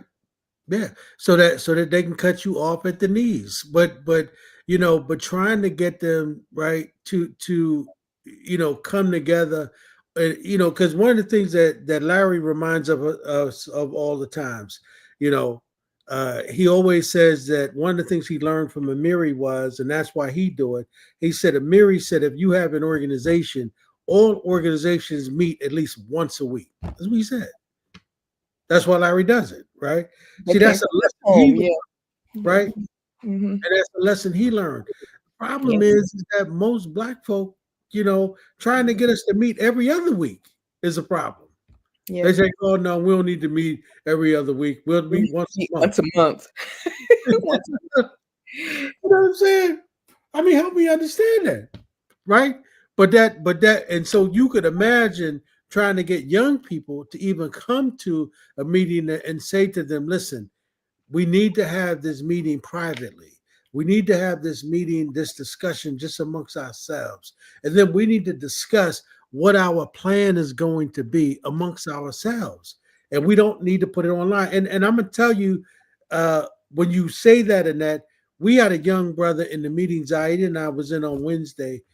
He tried to explain that to young people because he told them, he said that we also need to not out each other on social media because that becomes dangerous, Mm-hmm. right? Because not only does it open up for our enemies to attack us, but he was saying that when you do that, what happens is that you open the door for those other people that want to harm you to also harm you, right? And young people, I mean, they see that online, and a lot of that stuff can be AI generated now. Mm-hmm. So a lot of that stuff is not really them people talking, or those folks In a actually whole new world, and there's nothing brave about it. right. It's a whole new world. And so how do you even know that person literally said that about you? You don't know that. But that's the world we're living in, right? And that's what we up against. But Annette, again, why don't you go ahead and say, what the name of the organization is and the meeting, and so forth, and when it's coming up. Okay, so the Essex County Civic Club is having their um, Christmas Addicts Luncheon tomorrow at the Wilshire, 12 noon. Tickets are $100. This is representing 115 years of existence of our organization, doing great things for the community. And if you're interested in coming, please, well, it's tomorrow, but just email eccc1910@gmail.com. And I say it's tomorrow because a lot of the seats have already been counted. But if you let them know today and you email them like right away, we can probably find a seat for you. Okay. And thank you. Or if you would, Annette, when you get a chance, put And that we're in. looking for more members. We're looking for new members. So please, contact us. Okay. When you get a chance, Annette, put that in the chat, and we'll post it for you. All right. Thank you. All right. Thanks a lot, Annette, and tell Mom we said hey there. You know. I will. My mom made dinner tonight. My father loved corn with the tradition St. Patty's corned beef and cabbage. So she had to make some of that tonight. So yeah, I'm gonna go enjoy a little bit of that now. And Annette, I still didn't get the information, the travel information for the 90th. You know what I mean? So John asked me that. I will. I'm waiting. I said, no. Invitations will be ready by the end of this week. Okay. So next week. So I'll be sending that out to you. Okay. Okay. All right. Sounds good. All right. All right, Annette. We'll see you tomorrow. See you tomorrow. Safe travels. Okay. Bye-bye. Right. See you later. All right, Zayid, I think your guest is here. You're muted. And Yes, hi. I'm hoping my connection doesn't betray me. Right. Fatin, welcome to All Politics Are Local. You're fasting, so you amongst the Muslims. Assalamu alaikum. Alaikum assalam. How are you? Right. Fatin comes to us from Al-Awda, New York and New Jersey. We've got a lot to talk about in terms of what's happening on the front of Palestinian solidarity. Folks are under attack in unprecedented ways that are very dangerous for us all. The case of Mahmoud Khalil is really driving a lot of this right now. And then right here in Jersey, we got some folks so bold with the arrogance of their settler colonial agenda that they're snatching land in the West Bank and selling it in Teaneck in New York City, and that needs to be resisted and opposed at all costs. Fatin, first, Fatin, introduce yourself. I didn't get a chance to get a bio or anything for you. Tell us, tell us your origin story, as younger heads say nowadays, right? And let's get into this conversation for the few moments we have with you. Thank you so much for that. My name is Fatin Jajara. I'm with Al-Awda, the Palestine Rights Return Coalition, now known as PAL-Awda, Palestinian Assembly for Liberation. And I've been organizing with this group since I was a teenager, and now it's been a little over 20 years. Honestly, I've lost count. And I came here as an immigrant. I'm Palestinian myself. I came here when I was about 10 years old and became a naturalized citizen, and kind of was trying to assimilate as much as possible as a kid who didn't really know anything, came to a brand new land, didn't really know the language at all, and was trying to do her best.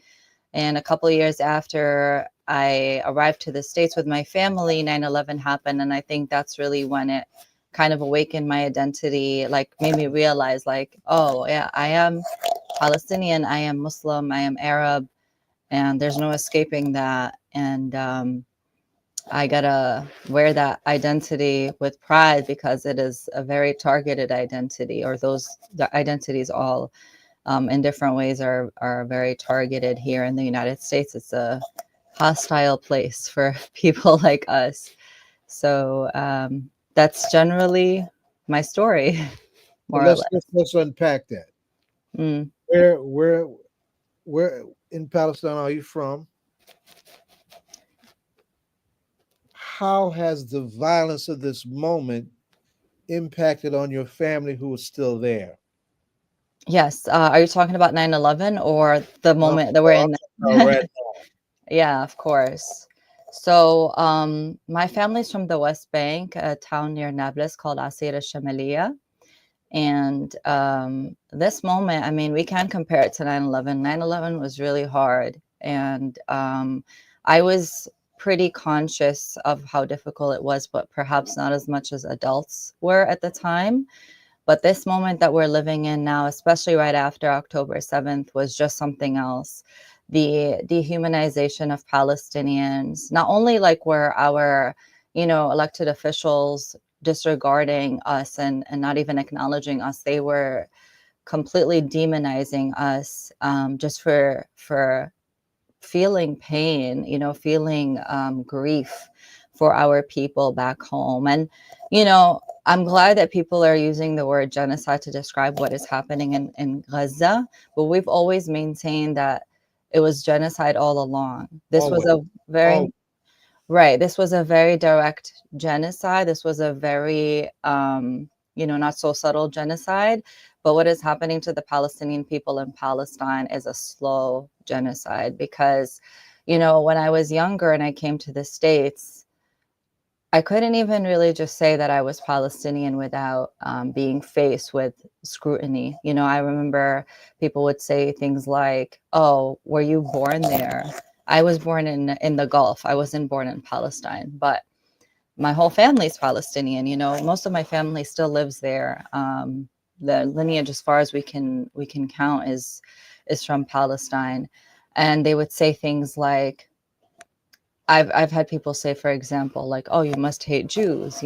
I would just say I'm Palestinian. It got to a point where I just didn't want to introduce myself as Palestinian, or I had to kind of mentally prepare myself for the conversation.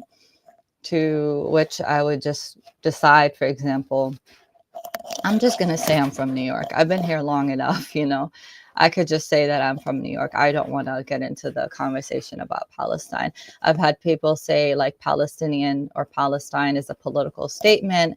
So now that, the people of Gaza have really put Palestine on the map in like such a big way, there is no escaping that as an identity. And so Zionists are looking for something else to do, like paint us all as terrorists, paint us all as people who, love death and love terrorism and don't love life, don't love, wanting to be free and wanting to live a dignified life. So that moment, and it continues to be so, obviously, but it was extremely hard to be Palestinian right after October 7th for months and months and months, where it just felt like, nothing was changing, and it didn't matter what we did. It didn't matter if we were protesting. It didn't matter if we were talking to our elected officials. In my case, I actually felt like I did everything. I did the protests. I did the civil disobedience. I'm part of a group of neighbors here in District 5, Congressional District 5, our Representative Gregory Meeks, and I, along with a few others, met with him, and he told us he wasn't signing on to a ceasefire deal that was introduced by Cori Bush and Rashida Tlaib. The group met with him again, and he still wouldn't budge. So it's like, you're kind of damned if you do, damned if you don't. It didn't matter what we did. It was just like we were just supposed to accept our fate. And it didn't matter that people were being killed by the tens of thousands, that was just normal. It was just going to be the way the cookie crumbles. But Let me stop you here for a second, because you just missed a conversation that I got two folks who I love who got Democrat depressed. I've been Democrat depressed, for a long time. What you just identified is a young man in the Democratic Party bought and paid for by AIPAC. 100%. Right? Yeah. He's not a young man anymore, but he's still being Yeah. bought. One of the reasons why Democrats blew that damn election is because you had a Democratic president that signed off on all that violence, and so many black elected officials, unfortunately, are bought and paid for by AIPAC. They betrayed our legacy of independence and self-determination. That needs to be said. That needs to be called out, and somebody needs to call as many as we can. And we need a whole new generation to clean house. For those of y'all that want to be Democrats, clean house and bring in some fresh blood. Right? That just needs to be said. And there's some clear reasons why we in this position with this fool in the White House, and folks don't want to own up to that. Because it's just a conversation that's not pleasant. Fighting ain't pleasant. Yeah. Struggle ain't pleasant. Yeah. But it's necessary. And when we learn to be unapologetic about the principles we need to stand on, that needs to happen. I run the Malcolm X Commemoration Committee. This is the centennial of Malcolm X. Malcolm led the way. Yeah. What solidarity is supposed to look like.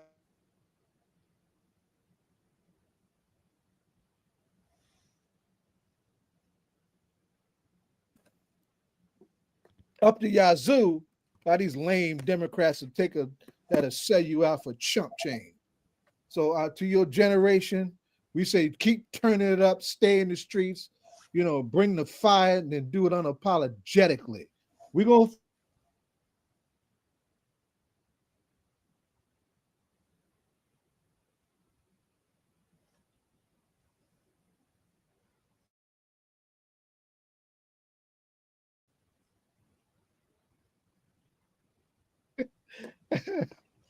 I don't know if y'all can hear me. I know my line is breaking. I knew that mess was going to happen.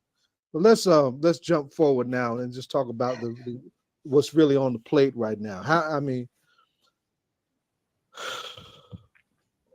Share your analysis. Share your organization's analysis of what's going on with Mahmoud Khalil. I have mine that I'll share. I've been doing political prisoner work for years, and this is painfully familiar for what that looks like. And some folks need to learn what that means, what that can mean, and its danger. And of course, this whole thing, this wild thing of this land grab and sale that's taking place in front of our faces is just obscene. I need you to lift that up. Yeah, for sure. So if folks don't know, a man by the name of Mahmoud Khalil, a Palestinian born in a refugee camp in Syria, who came to study and obtain a green card here in the United States, was studying at Columbia University, was acting as a negotiator for the student protests at the university suppressed, and still they got their funding, withdrawn by Trump. So it didn't matter that they did this terrible thing towards students exercising their right to, demand better of their university, to not be investing in war, and not to be investing in something that oppresses other people, was detained by ICE a couple of days ago. He is married with a wife of who is 8 months pregnant, and she was with him. Actually, they just released the footage of that detention happening just a couple of hours ago. Right before, the day before, he had written to Columbia University asking them to intervene on his behalf because he believed that he was being targeted by Zionists, and that, he felt like he was going to be, targeted in some way, and just asked for them to intervene. They did not respond, of course. And then he got detained by ICE, by plaincloth people who wouldn't identify themselves to him or his wife, and took him away and wouldn't even answer questions. They only just told his wife while she was on the phone with their lawyer where he was going, but wouldn't answer what the questions of which agency they were representing, who they were, what their names were, why they were doing this. And this is a green card holder who we would assume has some rights in this country, But now people are thinking about their own rights, whether or not it seems like it doesn't matter whether or not you are here legally, that if you are fighting for something that this empire doesn't represent, then it could be you too. But I think that as shocking as his story is, a lot of us are not surprised that it has come to this. And even though this is under Trump, I would say that this is what the country has festered after, years and decades of the sentiment, this very anti-Palestinian rhetoric that they've been spewing. It didn't matter whether it was Democrats or Republicans, anyone that was in power. I just always felt like it didn't matter who was representing me on the local level or on the federal level. We've always been demonized in this way, so none of us are surprised that this is happening. But we also know that this is an intimidation tactic, a scare tactic to make people like Mahmoud Khalil, who was a student organizer, rethink their activism, rethink, them basically showing up and doing what they can. Granted, what we know about him is that even though he has a green card, he was probably still trying to keep it low-key as much as possible, and he wasn't doing anything too spicy, shall we say. Right. He was just being a negotiator between the students who were doing the encampments and Columbia's administration. So you would think that Columbia University would protect somebody like him. You would think that. But they were only ever interested in protecting, the Zionists, students and faculty and staff on campus. And I like to remind people that there are people who, live among us, who go to our universities, who are our colleagues. And I remember when I was at Brooklyn College, I studied there, I would see students who had IDF sweatshirts. And we know for certain that there have been people who have left the United States to go fight alongside or volunteer alongside the IDF in these current. And, they come back and they're not being investigated. They're not being told, like, what are you doing? Nobody's asking them, like, what are they doing in a foreign country, serving foreign interests and fighting alongside a foreign army.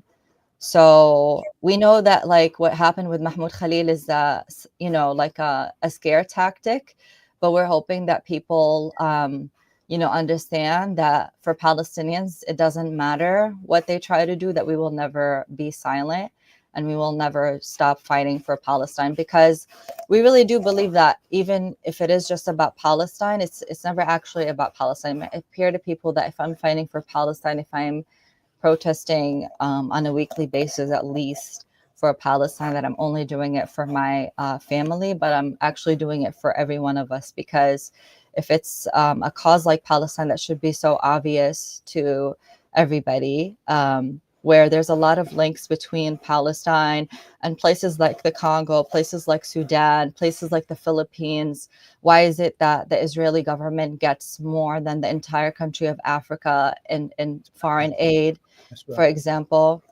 It's all linked, Gregory Meeks's congressional district is not doing super well, and he never comes in person to the Rockaways, where I'm currently at right now.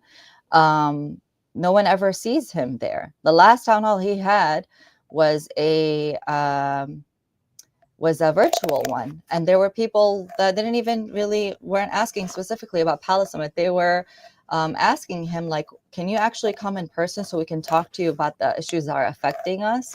But he, like many others in power, like the Columbia and the NYU and the CUNY administrators, are only interested in just what would fill their pockets, basically. And that's what we're seeing. Because there's something I want you to appreciate, and I need your generation to learn it, right? Ed, explain to everybody what ex parte means in legal language. Say it again. Ex parte. No, you can do it, Zayid. I got to look that up.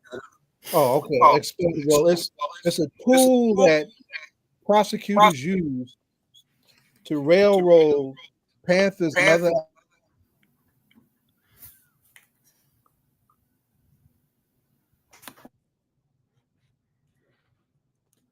I told you there was a conspiracy on Zayid. Yeah, it's driving me crazy, right? And it's brand new, but you know, a states making a case against a Panther. Somebody from one of the national security apparatuses, the FBI, CIA, will come in with the judge and the prosecutor without the defense and say, we need you to hold a line on this because this is a threat to our national security. Evidence be damned, right? That's one of the tools. Marco Rubio being loud in this is not accidental. It's a dangerous tool that can be used to railroad anybody in the prison, right? So folks want to be real about that. And the solidarity that has been overflowing needs to be maintained and needs to be really lifted up to those that don't understand just really what's happening and how far this can go, right? I have been trying to get folks out of prison for over 40 years, right? We don't need any new political prisoners.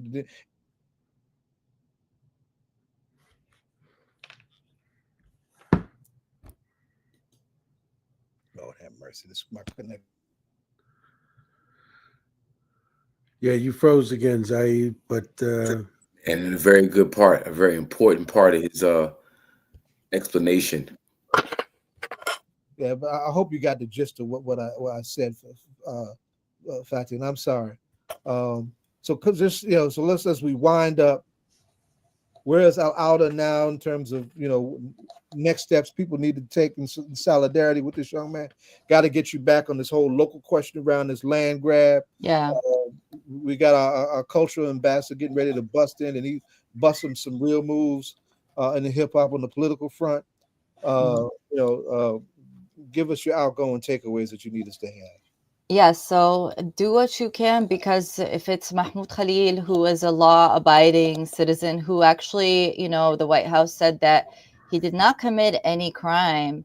It's just that his ideology was problematic, and that's why they detained him, and he is now facing deportation. So imagine that, maybe us on this podcast would be not super favorable to the current administration, that they would look into some of us and see, even outside of the law, why we should be staying in this country, and if it's him, it could be somebody in your own family. I know that, communities already deal with being, having their loved ones disappeared by the state, whether it's Black folks imprisoned and, taken on bogus charges oftentimes. And now it's, Muslim, Palestinian, Arab folks who are speaking out for Palestine, and they're facing this very real threat of being detained indefinitely without charge and potentially deported.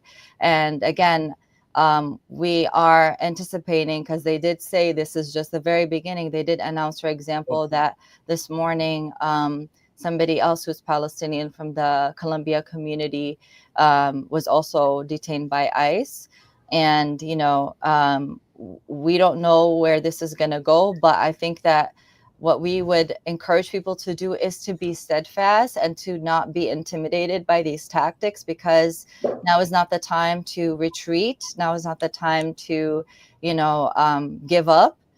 This administration is out to get us all, basically. So we really have to stand together, not just for people like Mahmoud Khalil, but for migrants who are without papers, for Black folks who are facing, bogus charges and being oppressed by the state. For all of us, for Indigenous folks, we're all in it together. We're all going to be suffering together if we don't fight together. And to go back to the land sales, this is not, of course, just happening in Teaneck. It's happening all over the United States and Canada and other parts of the world, where they have Jewish-only land sales of Palestinian land.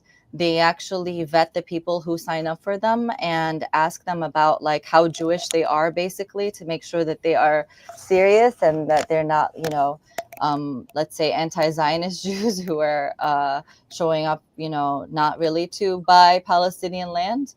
But this is happening. Zionist prerequisite. That's what Yeah. you're saying. Yeah, and actually we found out recently about that last Teaneck.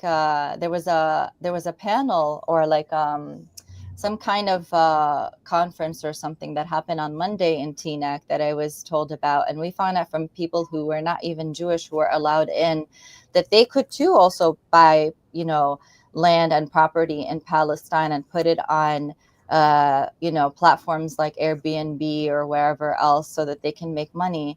But of course, they're not open to Palestinians like me. And it's insane to think that anybody from the United States or wherever can go and absorb this kind of property if they have the money and take up space on Palestinian land. That is really just to keep Palestinian people off of the land. But these land sales, of course, are not open to people like me. And I also want to point out that in Flatbush, we had a land sale. And in the flyer, they actually wrote, "Come live in Anglo neighborhoods in Palestine," basically. So they are encouraging people who want to live in Anglo neighborhoods to buy the land and property in Palestine so that they can live out a white supremacist fantasy. And the really disturbing thing about that is when you think about it, this is happening in Flatbush, it's happening in Teaneck, it's happening in 5 towns in Long Island, it's happening right around us. These are people in our communities that are very racist and very white supremacist, and they want to exercise that racism and white supremacy on somebody else's land. And again, if it's not obvious, these are people who have homes here. They are stable here. They have stable lives. They have stable homes. They have citizenship here in the United States and Canada or wherever else. But they are seeking to be white supremacist settler colonialists What it looks like. on Palestinian Exactly what it land. looks like. Call it what it is. And you know, and taking land away from a population of a lot of people who are actually stateless. I've met with people who are Palestinian and remember the Nakba. Remember in 1948, you know, they're in their 80s, maybe early 90s. Remember leaving their homes in 1948, going to Lebanon and wherever else, walking over, you know, a long time to reach what they thought, you know, a land that they would just be in for a couple of days, weeks at most. And they would say, To if we knew return that, to their land. yeah, Return home. they just wanted to leave the violence that they were facing right there, but they believed that they could return back in a couple of days, a couple of weeks, that it wouldn't be a permanent situation that they're in. And they said we would have never left if we knew that that was going to be our fate. These are people that can't go back to Palestine, even though they live right around Palestine. And yet you have, you know, white supremacists buying Palestinian land and creating Airbnbs or whatever resorts. And often cases, they're actually in settlements that are deemed even by the United States as illegal. And it's really insane. And so one thing that people can do is show up to the actions that we have. You can follow us on PAL-Awda, that's PALAWDA on Instagram. And we post about our actions whenever these land sales happen. We've been targeting these land sales because, again, these are people who are not just racist towards Palestinians, they're racist towards everybody that's not white or just not, wanting to be white or have proximity to whiteness. And put that in the chat. Put that in the comments side yes. of the chat so we can lift that up, right? And you know, we gotta have you back. We've got Tova on. We've had other folks from the organization on periodically. We definitely need to keep that on the regular. I'm going to have our cultural ambassador ask you our ritual question to take this out on a note of resilience and resistance that I'm sure you'll appreciate. Right. And before I do that, give us the name of your organization one more time. It's PAL-Awda, PALAWDA, PAL-Awda. Can you type it in the chat? Yes, I just did. I put the social media handle and I will type it in again. Yeah.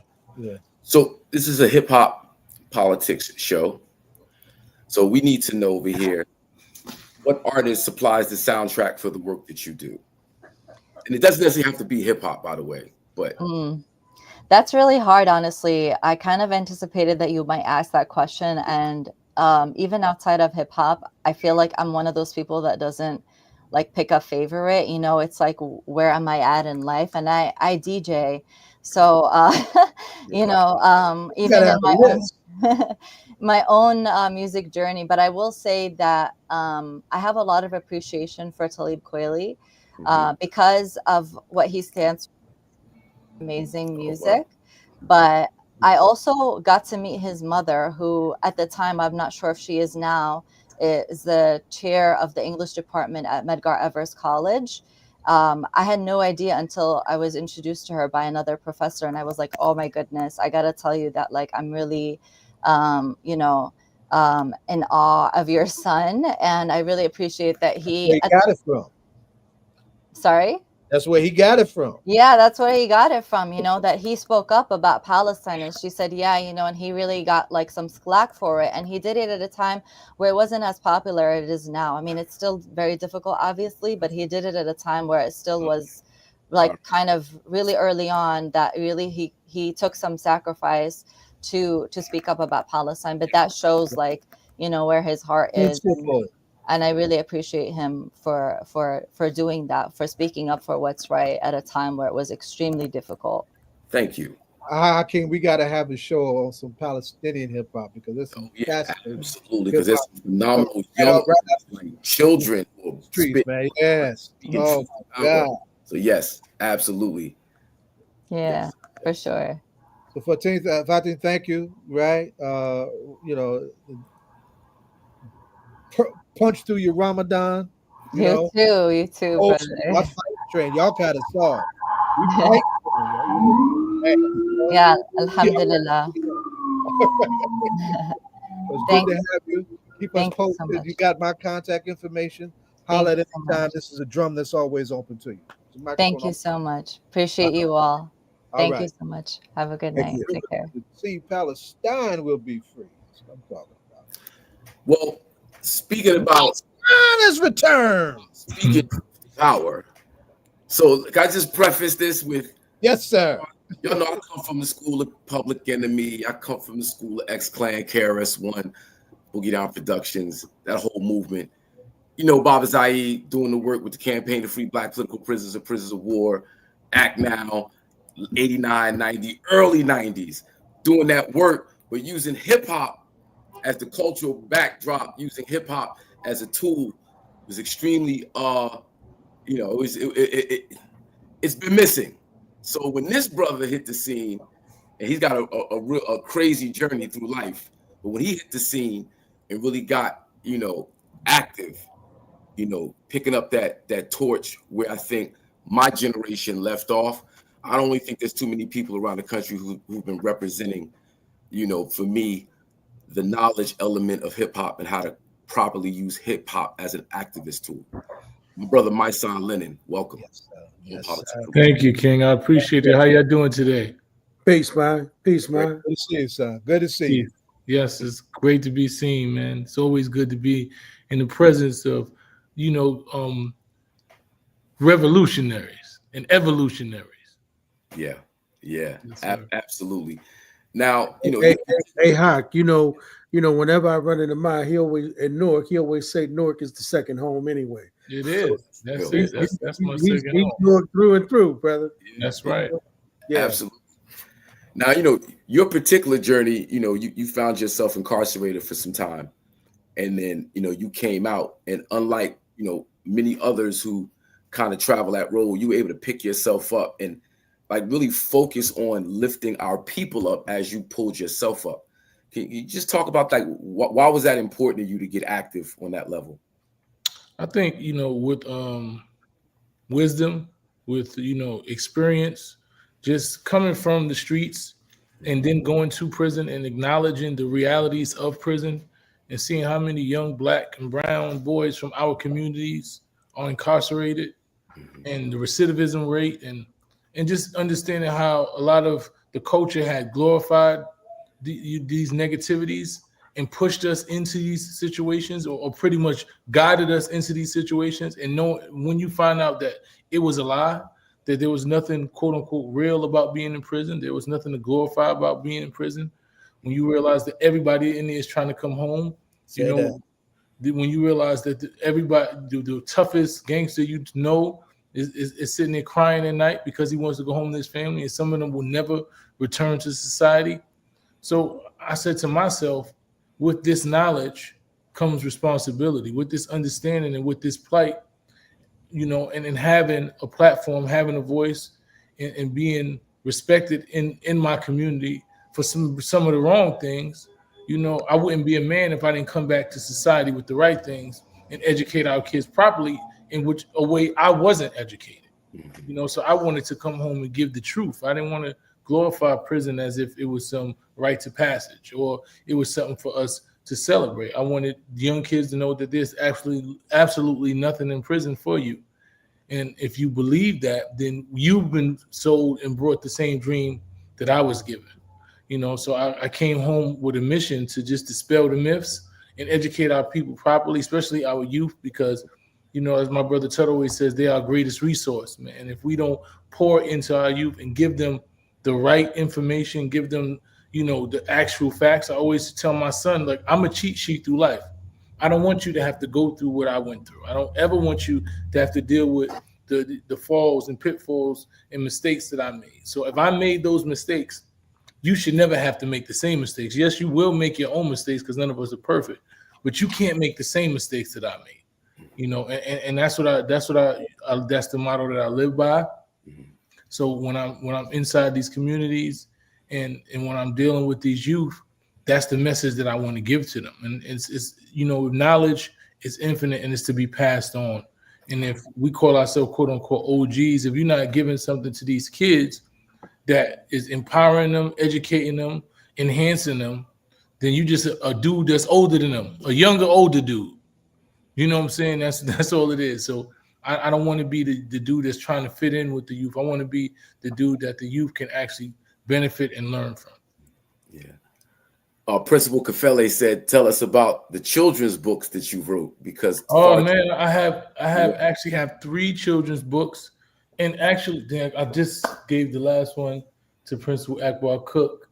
I was at Westside yesterday, and I have a one children's book called Echoes in the Streets, and I have a Newark edition of the book where it actually talks about situations in certain communities in Newark that kids utilize their voices, platforms, and everything to speak, to help, you know, to speak against violence. Like there's one story where it's a young boy who knows violence is going on in his community. He plays soccer. So to empower himself, he's like, what can I do to speak out against what's going on in the community? You know, what's going on, the violence. And he calls a soccer game. You know, he asks one of his coaches, he gets referees, and he built a soccer game for peace. Another one, a girl draws, and she drew on the wall, and she drew a big mural showing everybody united, holding hands. You know, so it just the books are to empower our youth, because a lot of them don't know what they can do.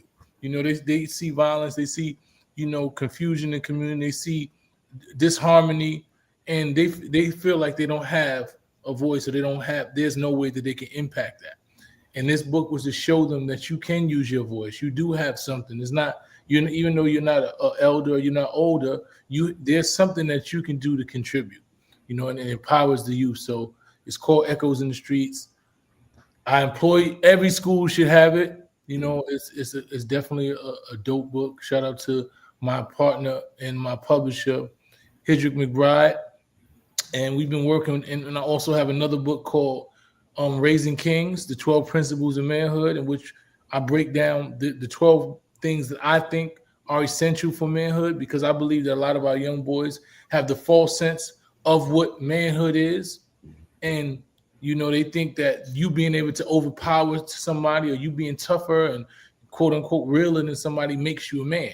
And those are not the attributes of manhood that I grew up on. I grew up with honor, integrity, respect, you know, discipline, emotional intelligence. And it breaks down and shows each one of those, you know, attributes. It shows how you apply them to your life. You know, and it's also another great book. And the first book I wrote is called Know My Right. It's called I Know My Rights, exactly. And it breaks down the 10 amendments of the Constitution. So it's about the youth for me. Right. Right. Are those books in South Source of Knowledge yet? Huh? No. Has Source of Knowledge picked them up yet? Nope. Well, that'll happen tomorrow. All right, yeah, I'll definitely get on the phone right away. Source of Knowledge in the bookstore on Broad Street, right across the street from the Marriott. Yeah, we need that. Phenomenal bookstore. They do great work. On children's books. Oh yeah. Right on. All right. Well, you just gave me an idea, my son and brother Zayid. One thing we haven't done at 24 Hours Apiece in a number of years is a book drive. We've given out thousands and thousands of books before. We need to, do a redo. Perhaps you might want to lead that, my son, if you don't. Hey, whatever I can do to contribute, I'm always here for you. You know that. We'll talk about that offline and get that together, but that's necessary. Hip hop as a cultural tool to not only fight against the scourge of violence, but also make us more politically aware. How important is that to our people, and how do you go about doing that work? I think, Harry Belafonte, who's one of my mentors, he always says that artists are the gatekeepers of truth. And, and they always say when the music is strong, the movement is strong. So it is, we actually hold a real responsibility, especially in these times, to educate, because that's the voice of the culture. Hip hop is actually the voice of the culture. It is the screams of the children. When you talk about drill music, it is they are exposing to you the feelings that they're dealing with in certain communities. And I think we also have to utilize our voices as elder statesmen who have been doing this to educate them, right? Because when we hear them screaming and crying, we can't get mad that they're screaming and crying and they're dealing with their pain and their trauma. I say to myself, then I have to use my voice to educate them, to help them heal, to let them know that we haven't abandoned them. And that's what I try to do with my music. I try to educate as well as entertain, but I know that we have to, in order for us to be heard, we have to speak.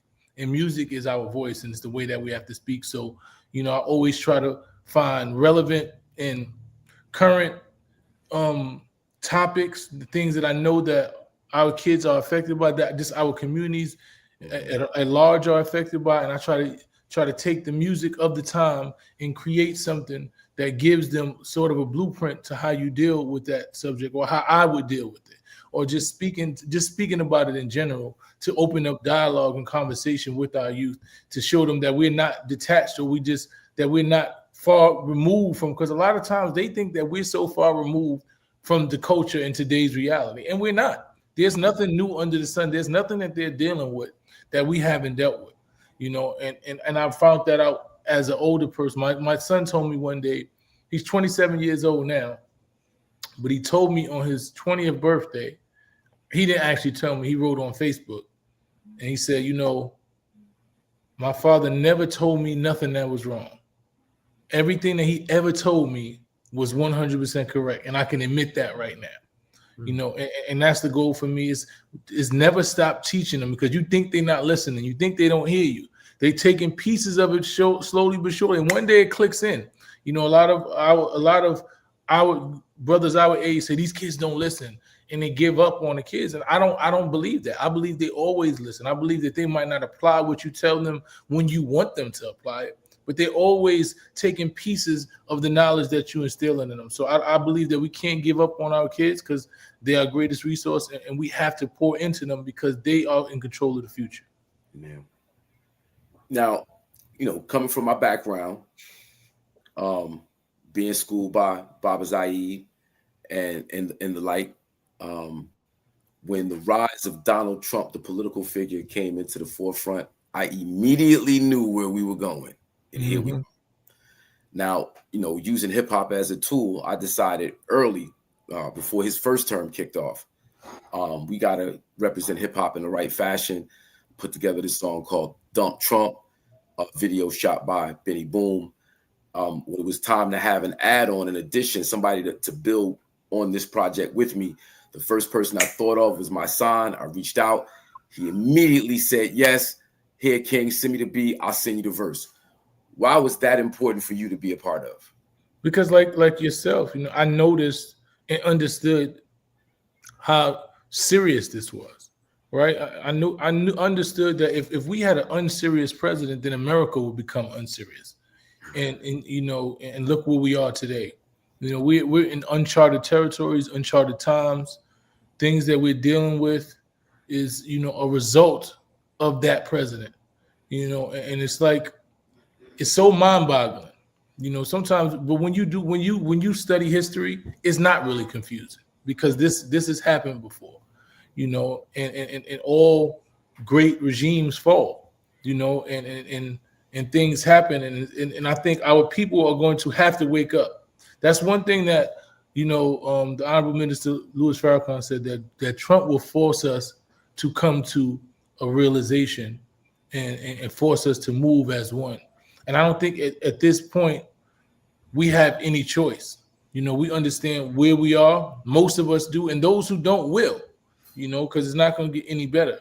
So I think just understanding the seriousness of the situation, even then, before just having foresight. Unfortunate foresight is like a gift and a curse, because you see things before other people see them, and nobody sees it. And sometimes they think you bugged out and you overreacting and this and that. So you have to deal with that, and then you got to deal with when it actually comes to fruition at the same time, and knowing that you have to deal with it. But I always say, I think I was built for such a time and made for such a time as this. I think, we all are, brothers just like you, brother Zayid and Ed, and y'all have been on the forefront of this, speaking truth to power about this for longer than I have. So we all know what this time is going to call for. Yeah. Doing this work, for me, I've learned that it's about leverage more than anything else. I learned that from Ras Baraka becoming mayor of Newark, New Jersey, and organizing the local community, taking over the political apparatus in a major city, the largest city in New Jersey, a key, in terms of its location, the resources through the port, Newark Airport, International Airport. Like, it's just, we have a black man who's a black people, a black administration kind of controlling that. And that's about leverage. But then, the pushback is, oh, the Democrats, oh, black people are slave to the Democrats. Oh, they tricked us, and, we see what's happened recently with Chuck Schumer, siding with the Republicans politically, pressured or whatever the reasons are. You see, like, oh, I told you so. See, they really the same. How do you navigate that discussion, that Republicans versus Democrat versus independent versus we just need to do our own thing and forget it all? I think the way that I navigate it, because I hear the same thing all the time, is understanding that there's no complete party that is for us, right? There's no, I don't do party politics. Yeah. It just so happens that Ross is a Democrat, right? Because fortunately, there's a base inside of the Democratic Party that understands that what it is that he's doing is needed, right? And a lot of our black people are in that base, right? And is the whole party and everyone who's a Democrat somebody that I feel represents me? No, not at all. I would never say that. But I know that the people who've actually done things for me, like I can go to my council person, I can go to my assembly person, black people that I've elected. I can go to Ross, I can go to Natasha Williams, I can go to Vanessa Gibson, I can go to Darcel Clark, who is the attorney, I can go to Tish James. Like I know these people because I've been on the front line. I know how they feel about our people. I know that they are just in what they do. I'm 100% sure of that. And I know that this, unfortunately, this party is going to vote them in. And I'm able to have, like you said, leverage with those people. So when somebody tells me about this party or that party, I don't do party politics. I know the people within a party that I know that I can count on. I know that when black people go to get voted in, I tell all these black people that say, oh, this party, this and that. I'm like, well, tell the Republicans to vote you in. 80 of y'all went. 80 of y'all went. 80 black people went and tried to run for office in Republicans during the last term, and 2 people got in. Right now, you got about 6 people, black people. So if you feel like that party represents you, then you do that. I'm telling you, it doesn't represent me. I don't know anybody in there whose ideologies, whose understanding, who comes from my community, who can identify what it is that I represent. So I let people think you have to do what's best for you. I know for me, I know a black boy in this community. I know every politician that I ever voted for or got in office that actually helped me, combat violence in the communities, who helped me with programs that I was doing for youth, who helped me get into schools. They were Democratic politicians. So you're telling me something that doesn't fit my reality. So when they come to me with that, I'm saying I don't know what your experience is. I can only tell you what my experience is. And I know that the people that keep telling me to go with the Republicans, they can't even get voted in as Republicans. They don't want you in the party. If you don't step and fetch, if you don't sound like them, if you're not kissing the ring, if you're not calling Donald Trump daddy and all of that, they're not even look at what they do to Tim Scott and Donald.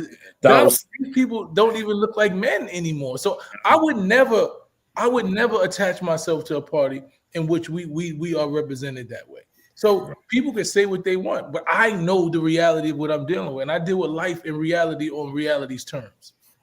See, I'm glad you said that, right? Because so I spent some time in the conspiracy theory world.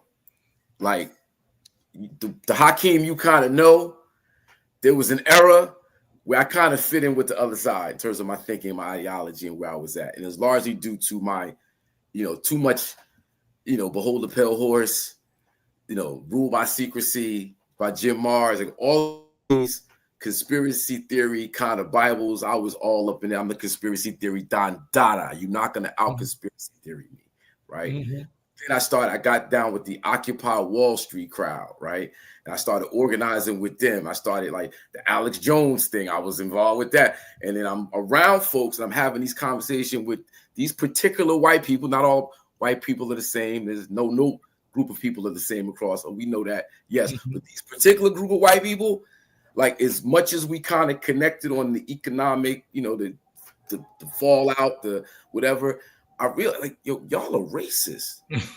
If y'all had the opportunity, y'all would exterminate me. Yeah. They telling me stuff like Dr. King was going down that hole. So then after, I took that all in. I was kind of confused. And then I got back to Newark and I saw electoral politics. I saw boots on the ground. I saw canvassing. I saw outreach. I saw town hall meetings. I saw practical, real work versus conspiratorial, whatever, the abstract, right? Mm-hmm. Again, you were one of the ones who are doing real work, from getting arrested in Congress to protesting to fighting police. Talk about the difference between the conspiratorial and the actual work, because I think a lot of our people are getting caught up in what they think is political work, and it's really just political rhetoric.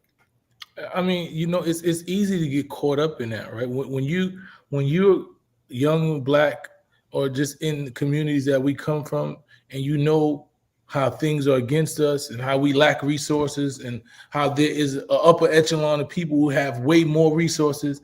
And then there are people who are telling you why they have these resources and how all those people are against you and how they're plotting against you and how they're stealing from you and this and that. It's not hard for you to believe that, right? But the part about it that I always say is, why don't they prove these things? Right? Like they have all these theories and all of this. If this person is stealing, I remember they had the deep state and Obama and them were supposed to be going to jail and COVID wasn't real. It was just for them to collect the deep state and all of the deep state people. They had a list and they were locking people up and all of this shit. And they kept on going. I kept saying, well, why is nobody in jail? I just seen Obama yesterday, right? Just like Elon Musk is saying that they're doing all this public stealing, they're stealing trillions of dollars, yet he hasn't named one entity or person who stole it yet. He can just keep on saying this is happening, and those are tricks that have been used throughout history to make you lose faith in government and create dictatorships. This is the tricks that Hitler used. The same if these are textbook strategies. They tell you that people are doing things wrong. They tell you this person is stealing, and they want you to believe that they are the only ones who have your interest at hand. And you fall for it because you don't have anything else to fall for, right? Because you've been, just like Trump said, what else? Might as well go with me. And a lot of people feel like let down by the Democratic Party because they're trying to do things the right way. They want to be bipartisan. They want to deal with politics. They want to be politically correct, and they want to do things the right way. So when you see someone who's just saying the government is corrupt and we're going to change everything and it's going to work for you, you feel empowered, you feel seen. So it's a strategy that they're using, but they don't actually provide you with anything. They just keep telling you they're going to give you this, and they tell you that they're doing this for you. They don't have to show you anything because you're so engulfed in just the rhetoric of it, just hearing it, just making you feel like they see you and they hear you and they're there for you. Whereas this other party is trying to figure out how do this work for everybody, right? And right in politics right now, nobody wants to be for everybody. They want to feel like their specific needs are being met. And that's what we are right now. So Trump is able to continue to get up on the news and just say a million lies. And people, he's fact checked a bunch of times, and they can say he just lied over 170 times. You can show people the facts, you can show them, and they don't care no more. Because like Charlamagne always says, who cares about the truth when the lie is more entertaining? People are entertained by the lie. They're entertained by the myth that there's going to be this big takedown and the whole government is going to fall, and they're just going to give you hundreds of thousands of dollars. They're going to give the community back to the people. It's like Bane, right? Like they want Bane. You see how they cheered for Bane, and they want that. But they really don't want that because they don't even understand what that is. So that's where we are in this time. And I understand that. And I have to use common sense. I have to use logic. I can't deal with emotions. I can't try to convince the cult of something different, because you're not going to change their mind. You just got to constantly provide them with facts and provide the people who follow you with facts, so you let them know that they're not crazy. Because that's what happens is you start thinking you crazy if you looking and you like, damn, this actually adds up to 5. 3 + 2 is 5. Why do they keep coming out with 8 and 9? Like, how do they keep getting 8 and 9? I know this is 5, and you start questioning you. So my job I believe, is to always let you know that it is 5. I don't give a fuck what they tell you or how they try to make you think it's 8 and 9. It is 5. Yeah, absolutely. Now, you and Tamika were having a conversation on. I saw a clip from your show, and the discussion was around Jay-Z and Kaepernick and whether Jay-Z was gatekeeping for Kaepernick. And so just my take on it is that I think Jay-Z was unknowingly gatekeeping, in that I always thought it made sense for Jay-Z to be the halftime Rock Nation, because it's one, Rock Nation, one of the greatest entertainment organizations on the planet, and 2, he has Rock Nation Sports. So Jay-Z, it makes sense for him to take that job. When he said past kneeling, that created the this or that dynamic. And I've picked up on the this or that dynamic, of course, with Malcolm versus Martin and all the other thises versus that. And, I think that we do ourselves better by going, it's not this or that, it's this and that. I think the whole idea of kneeling wasn't just about kneeling. And if Colin Kaepernick doesn't kneel and that whole thing doesn't take place, is Rock Nation even considered to be the director of halftime entertainment for the Super Bowl? And I agree 100%. I had a conversation with, shout out to my brother Van Lathan. We talked for about an hour and a half about this. And if you watch the whole segment, my perspective came from me actually being on the front line of the movement with Kaepernick, right? We organized the protests at the NFL. We organized we created the T-shirts for Kaepernick. I'm with Cap. You know, we were in contact with him and his people about the moves that were being made and how we were gonna go about, you know, supporting him. And so I had very intricate That's knowledge. good to hear. Yes, keep talking.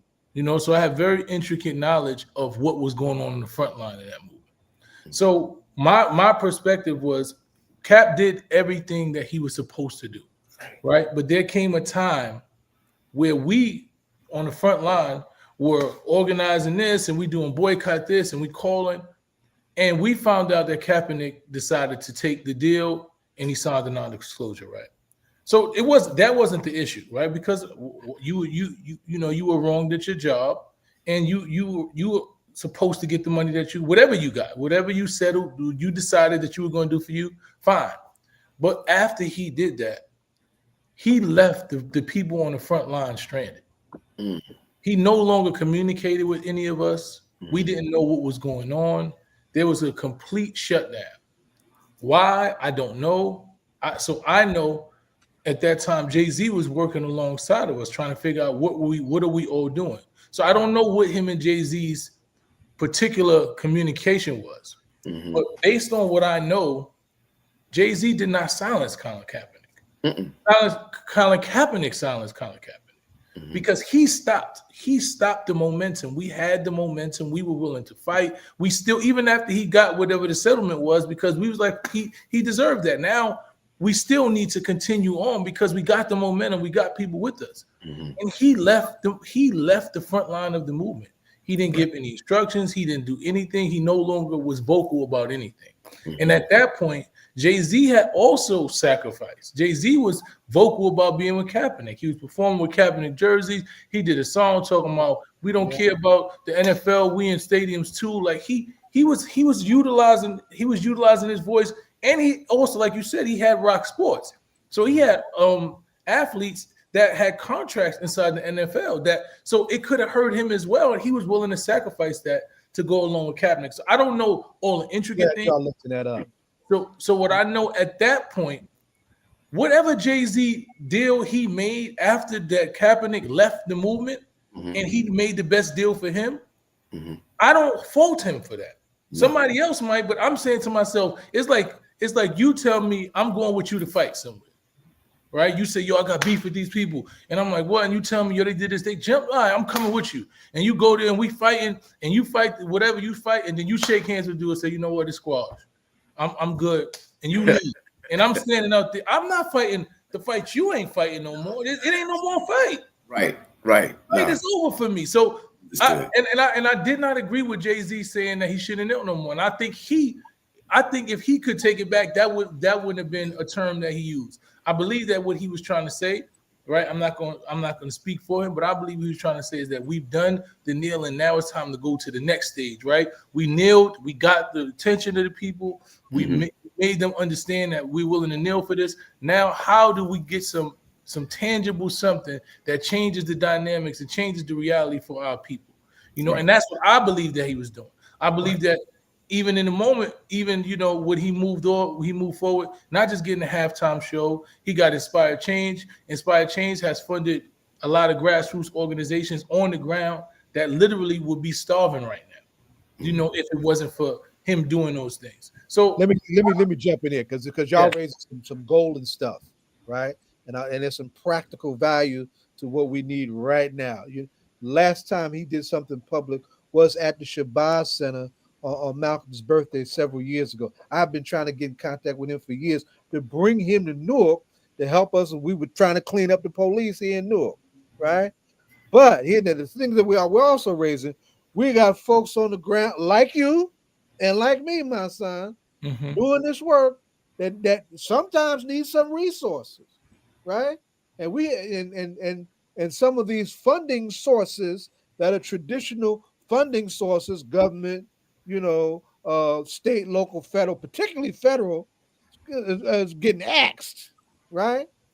There is money within our own community, a lot at the top that hardly gives back to the bottom, particularly those of us who are putting work out here on the ground trying to change the game for our community, that needs to be tapped.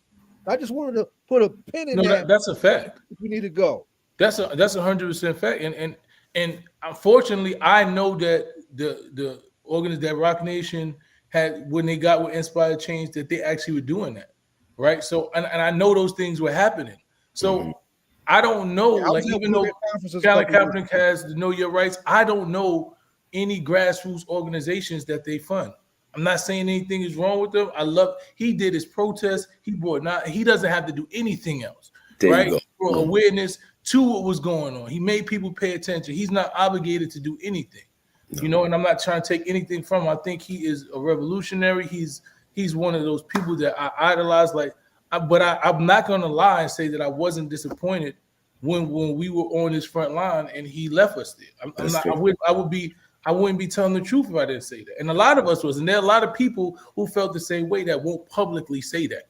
I'm just the person that's going to publicly say that. I've had conversations with a lot of big names and big people that's like, yeah, I don't know what he did. Like, where did he go? You know, so that was my point of it. Not saying that Jay-Z didn't benefit from it, didn't profit off of it. Yes, he did. Jay-Z is a capitalist. We live in America, and I'm 100% sure that Jay-Z is a capitalist. He from the beginning of you met Jay-Z, he was talking about, I'm gonna get money.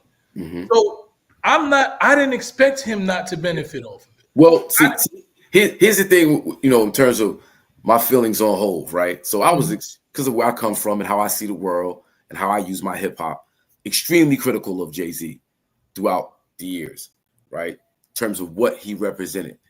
And then the thing with Mr. B popped off, where there was some criticism from Mr. Belafonte around Jay and Beyonce. You know, they need to be more active.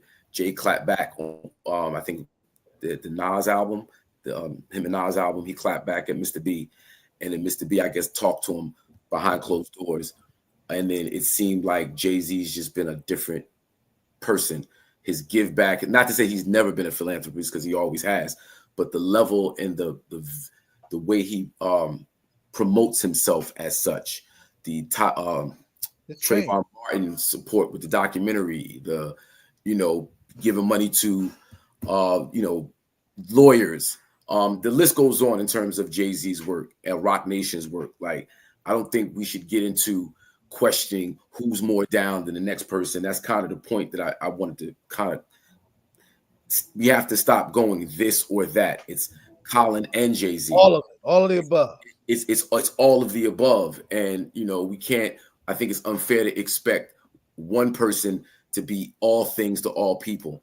That's not gonna happen. Exactly. All of us have a different role that we play, and that's what I said. Colin Kaepernick's role was to bring awareness, right?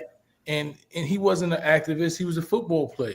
Yeah. So I didn't expect him to go out there and do what me and Tamika and anybody else would do. I didn't expect him to do that, right? So, but I also understand that when you are the face of the movement and you're the face of the people, when you're no longer involved, and they hear that you got a settlement and that you got a non-disclosure, they believe that it's settled, right? The beef is squashed. You ain't beefing with the person no more. So we ain't got nothing to beef about. And if you're not telling us that we still beefing, then nobody is beefing no more. So at that point, when you not beefing, Jay-Z said, okay, since you're not beefing no more, I don't believe that we got anything out of it based on how the NFL, is dealing with race issues. So I'm gonna do the best way I know how to do it, right? I'm gonna figure out, I know I can get this halftime show, I can put as many black people as I want. I know I can get them to say that they're going to commit to giving this amount of millions of dollars to grassroots organizations who are doing work inside communities. I know I could commit to that. I know I could commit to them having PSAs about police brutality, about violence in communities. I know I could move them to do that. I know ultimately we want some black ownership inside the NFL, because that's one of the things, because there's no representation of us. So our values and our culture are not represented. So when you show it, it's taboo in there. So these are things that I feel like I can do to push the culture forward, that I can do to benefit in the people based off the sacrifice that you made, right? So all of us have a different role, and a lot of people don't like everybody's role. You know, it's just like what happened in the 80s, right? Jesse Jackson, when there was cultural appropriation, where there was disrespect to the culture, Jesse Jackson walked into the corporations and said, okay, we need you to give this amount of people black jobs. How many of them are inside the leadership here? How many CEOs?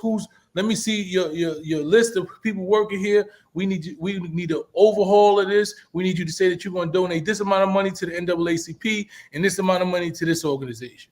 And this is how they righted the wrong. So this has been a playbook forever. And then people start saying you were selling the people out when you did the same thing. So my thing is, I understand that everybody's role is different. And I understand that Jay-Z's role and Kaepernick's role was different. I just was speaking when I heard Dr. Umar say that he went to gatekeep and he went to silence Colin Kaepernick. I don't believe that was his agenda at all. I don't believe he ever got in there saying, I'm going to silence Colin Kaepernick. No. I think he's seen somebody speaking on behalf of black people in a way that he respected, and then also being a capitalist and understanding that America only respects money and power. How do we get money and power out of these situations to be able to transform this situation? There's two things that you just highlighted for me. One is a lesson. It's not that I don't know this, but I think we as a people need to be more cognizant of when we pull people into our movement, right? When we create something and we pull people in, and people who have reputations, people who have built their own level of success, putting it on line for something you call this to. If you're going to make a move, you should go behind closed doors and call another play. If you're going to call the audible, let the team know what the audible is. So because we sacrificed a lot. I was beefing with the whole battle rap community. The battle rappers, the NFL had took the battle rappers. This was the first time they had them rapping for commercials. They was all rapping. I was like, yo, y'all letting them utilize y'all against our movement. They want to put y'all black faces against our movement. They know that we boycott, so they're going to go get y'all. Like, they was mad at me. Yo, Mice, we come from the hood. We ain't got nothing. This is the first time we get something, and you mad at us for something that don't got nothing to do with us. And I'm like, yo, you got to understand the greater good. You got to understand they playing chess and we playing checkers. And I was going to war with my own people. Big picture.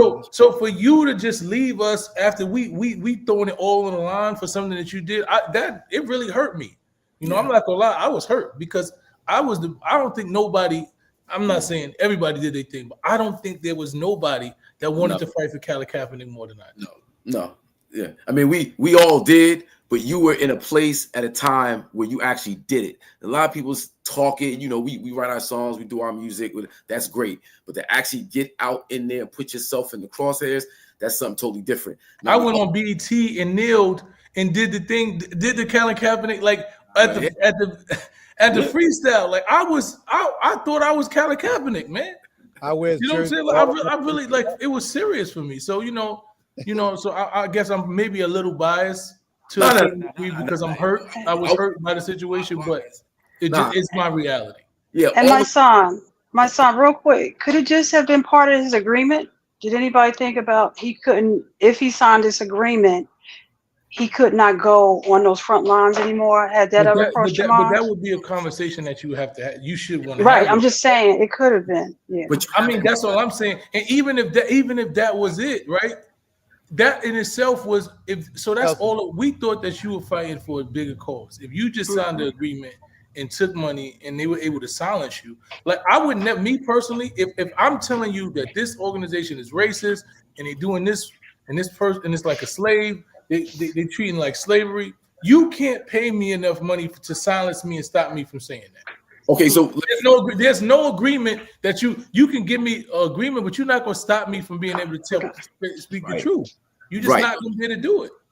No doubt. But you said something earlier about he's a football player, and that's what I'm trying to say, and that's why I gave him that level of grace because I understood that he wasn't. I don't think he was even prepared for the magnitude of what happened. Right. The whole world started to ride with him behind the justice that he made, and I don't think he was even prepared for. So I don't fault him, right? So I don't fault him, but I also do not fault Jay. So that's what I'm trying to say. The same way I don't fault him, even though it's not something I would have did. A lot of people, I don't fault Jay, even though I probably wouldn't have did everything that he did. I wouldn't have said that we passed kneeling. I think that's something that he misspoke. Even when you listen to him try to reiterate or change explain what he meant. I don't think he actually meant that, but that's something that was a misstep on his behalf. You know what I'm saying? So I just don't blame. I don't blame anybody. I think there was a situation that happened, and everybody figured out the best way that they can contribute to it, and did the best. Also, they did the best business for them, and then they figure out, how do I do something that helps the people along with doing the best business for me. So with him sitting next to Roger Goodell, when he said that, it just was like, however, right? It was. That led to the most magnificent event this past Super Bowl with Kendrick Lamar, who is, probably the loudest cultural revolutionary out there right now. Like, he has the crown, he has the platform, he has the throne, and he's representing in such a fine fashion. I love how Kendrick lays out his art, and that's exactly. I love it. So, to kind of tie the whole Jay-Z Rock Nation, and we get to, Kendrick Lamar this past Super Bowl halftime. Yeah, that's pretty much what it is. And I think that was the vision. The vision was to give Black voices and give hip hop culture, the biggest platform in the world, pretty much for any artist, to give them that opportunity that they normally wouldn't. If Jay-Z was not inside the NFL, there would not have been a Kendrick Lamar there. If Jay-Z was not there, there would not have been a Snoop and Dr. Dre there. Like, so to see our cultural icons and actually see him take a chance in understanding that Kendrick Lamar represents something that's all the way Black, that the average white person wasn't even going to understand, or someone was going to be against him being able to say, I'm willing to stand behind this because this is where my heart is, and this is what our people need. That's revolutionary to me. It might not be for everybody else. Some people just see it as capitalist. Some people see it as this and that. I see it as revolution, and I see all of us have a part to play, and I think the people is like, they say you got to be in the streets and in the suites. If we don't have nobody in the suites to be able to relay our message and be able to give us opportunities to showcase the realities that we are dealing with, if we're not galvanizing energy and we're not gaining any level position anywhere, then we fighting, we having a futile battle, right? We looking at America right now where oligarchs are taking over America, where people are buying the presidency. They're literally buying the presidency. Billionaires are saying, look, man, we done with this democracy shit. We buying this and we telling y'all what to do. So if we think we're going to change with no resources and no position and no opportunity, then we're sadly mistaken. Like, we are sadly mistaken. Yeah. I think for me, right, and I tell people get mad at us, I don't want to keep having moral victories, right? I want to win for real, right? I don't want to keep having our revolutionaries die at 30, poor, broke, and then 30 years later we have the same thing and we celebrate them and we give them a boulevard and we talk about them and we fight in the same fight. I want to see our revolutionaries that died, that the next one is 100 years old. He's built his own foundation. They built structures. They built things that we're benefiting off. I'm done with the moral victories, and we keep saying, "Is the good this?" I want to be the Trojan horse. I want to be the spook that sat by the door. Like, we need those. We keep letting them see us coming. Every time a Black person get in position, we like, when we gonna get reparations? Oh, you don't want reparations? Forget you. But the white person ain't never talked about reparations, and they keep getting in position. But we hold our people to this moral standard, and you need to say all the right things. You need to sound Black. You need to walk Black. You need to do everything Black in front of the world and protest that you Black, so that these white people don't let you get in no rooms. But we happy that you just said you Black, so they can block you, but we love you still. So you got the moral victory that we love you because you was able to say that, and you said it unapologetically, but you didn't get, they blocked you from getting anywhere, and they keep letting the same people in the room. At some point, we got to change our strategy, to me. At some point. We can't keep doing the same thing expecting a different result. And I think we have to be strategic, because these people are strategic. These people are strategic. When we talk about the Jewish community, them people they went and got their money up, and they paid their way in every room. So we understand what's going on. These people are strategic. These people they've literally made people stop watching it, just ignore genocide. Yeah. Like it's act like it's not even happening. The government is acting like it's not even happening. So we have to be a lot more strategic in what it is that we're doing. Yeah. Can I say that hat is fire and I gotta get mine? Yes, definitely. Integrity over income. And I don't know if it was a Freudian slip. I was gonna try to avoid this conversation, but I thought you was gonna say the snoop that sat by the door. Listen, that too. Listen, man. Whoever it is, we need somebody by the door, man. Talk about it. Yeah, integrity over income. That's right. Is that a my son hat? Is that your hat? Yes, ma'am. You made that hat and your label? Okay. Yes, ma'am. Yeah. Integrity. My co-host panel, Baba Zayid and Don. You want to ask some questions? I do. I'm thinking about you. I'm thinking about Tamika. Yesterday was Breonna Taylor's anniversary. Yes, sir. He froze up. Yeah, you guys did a tremendous amount of work on Breonna Taylor. Beginning, and it's not over yet. Yeah, I'm freezing all damn night. Zayid, I'm sorry. Yeah, no, I've been freezing all night. I wanted you to lift it up. The work y'all put in the field. Yes, in sir. Louisville, the work you put in the field. We beat Trump. Y'all were down in the streets getting people out, right? Yeah. I want people to appreciate that and let you tell that story for a minute. First of all, shout out to everybody in Louisville, the Breway family who were actually bringing, awareness to what's going on and protesting for Breonna Taylor weeks before we got there every day, and we went out there at the call of her mother, Benjamin Crump, called us up and explained to us what happened.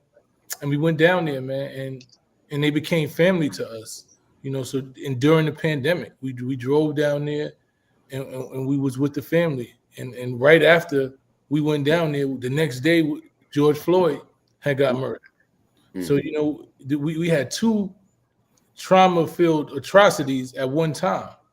And we galvanized the energy from George Floyd's situation, which went national, to bring attention to Breonna Taylor. Tamika went and did a speech, in Minneapolis about George Floyd, which went viral. And she utilized her relationships, her platform, and her voice to bring attention to Breonna Taylor. That's right. She said there was so much attention already on George Floyd, and we actually worked along with his family as well. But she realized that at that moment, if she didn't utilize her platform and her voice to bring attention to what's going on to Breonna Taylor, that the world wouldn't know what's going on. So she was very forward thinking in that.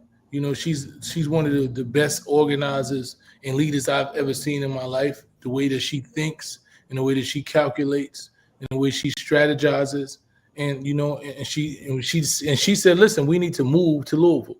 In order for this to really happen, we need to move to Louisville. And we moved down there for about 4 months, and we were on the ground every day with the people, eating, feeding, learning each other, teaching them how to organize, how to peacefully revolt against, the system and the structure, and we built a community and a family in Louisville, and shout out to her mother, Tamika Palmer, who is like, she's like my sister. I love her to death. And we just went down there and we just did the best that we could, and coming from that, we got one conviction for one of the officers who were responsible for actually, shooting into the house of Breonna Taylor, not the actual person who killed her, but he was one of those officers. And we got another one who's waiting trial as we speak now. So, we didn't get all the justice that we want, but, the steadfast, on the ground with the community, we were able to get some justice. Mm-hmm. And that work was resourced by someone within our own community too. That's right. That needs to be said. Yeah. So that's or we got to put that conversation up.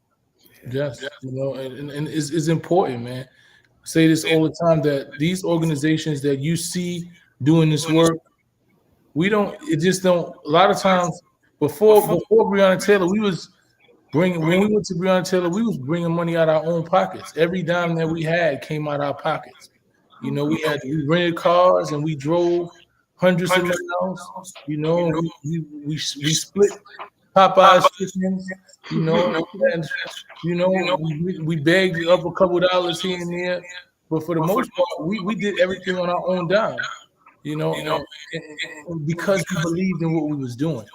You know, so it was never about money for us. But we understand that these organizations can't run without being funded.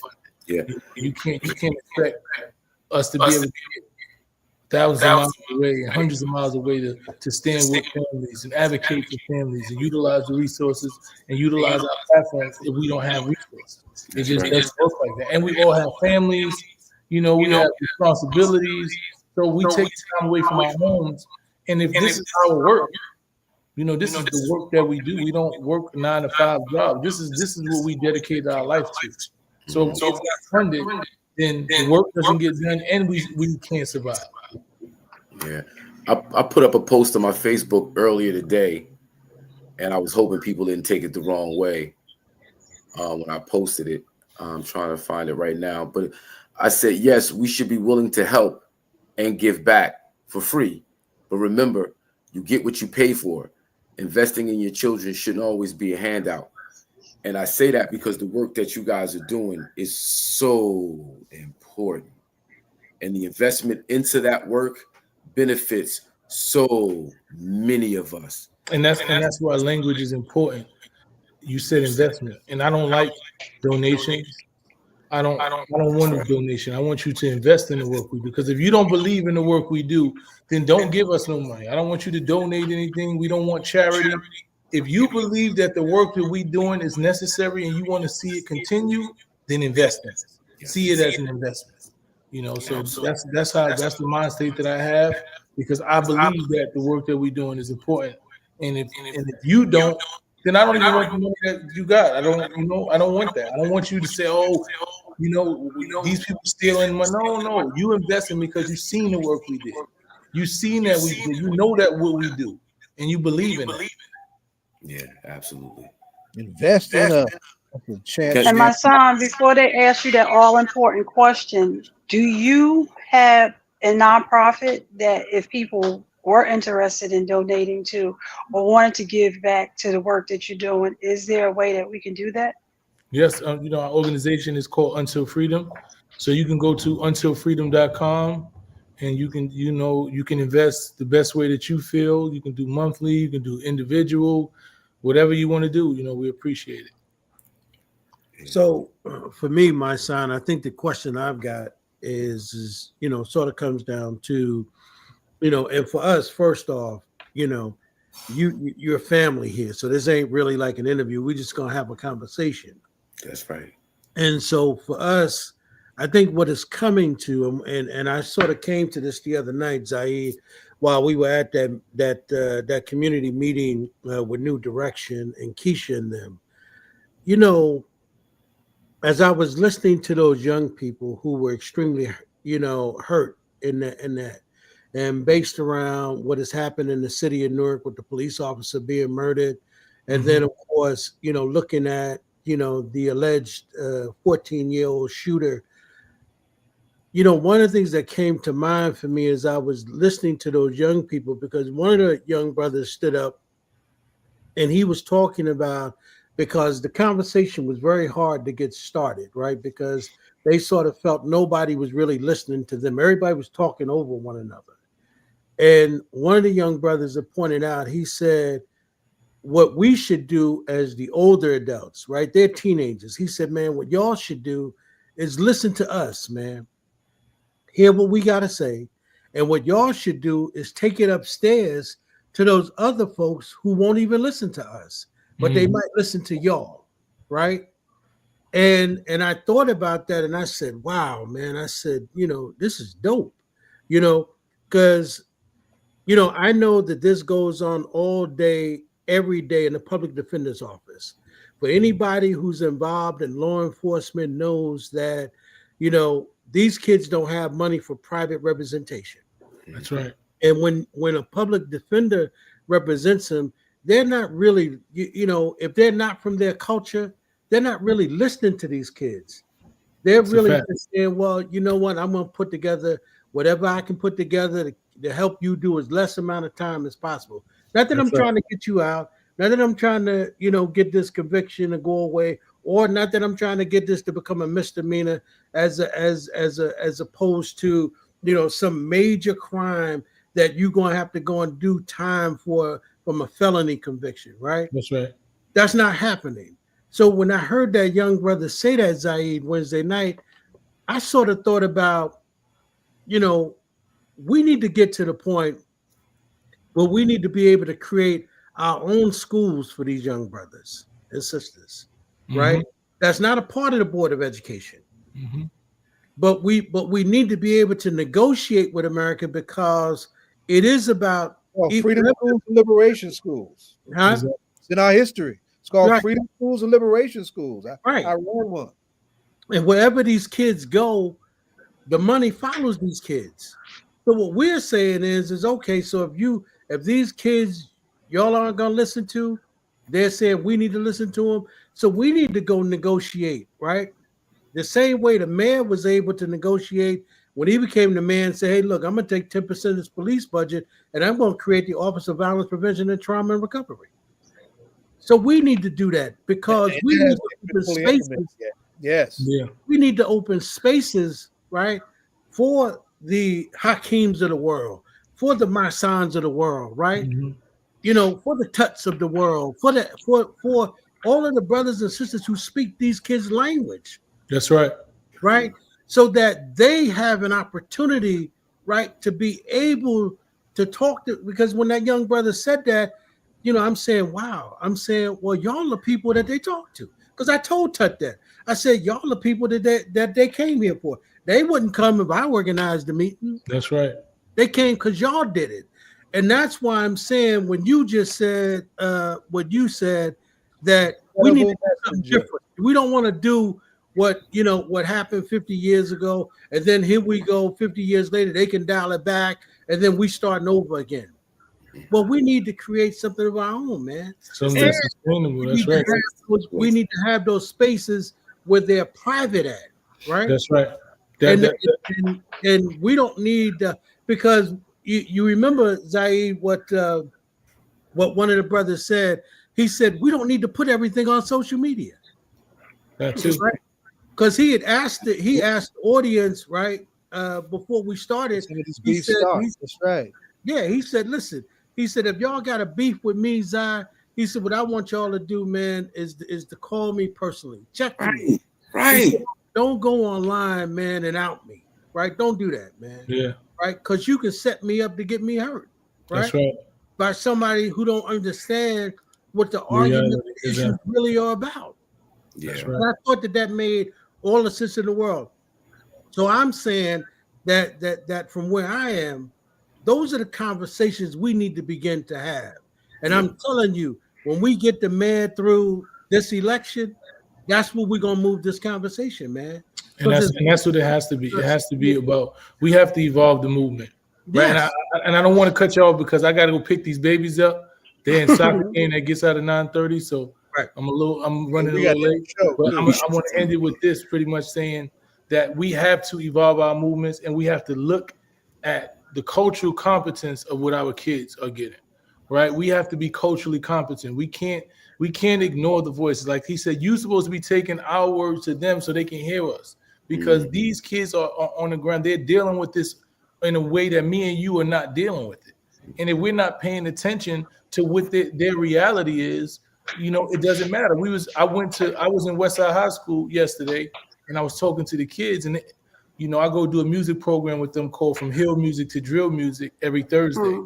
So we sit down and we talk, we make music, and we build.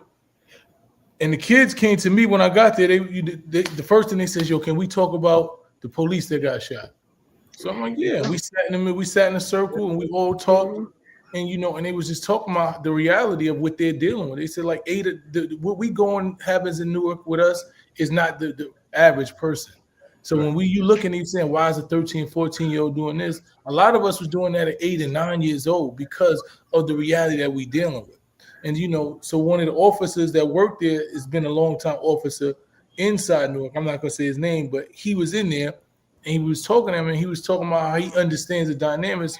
And we was like, so what is the reality and what is the mechanism that you create to deal with the reality that these kids are dealing with, right?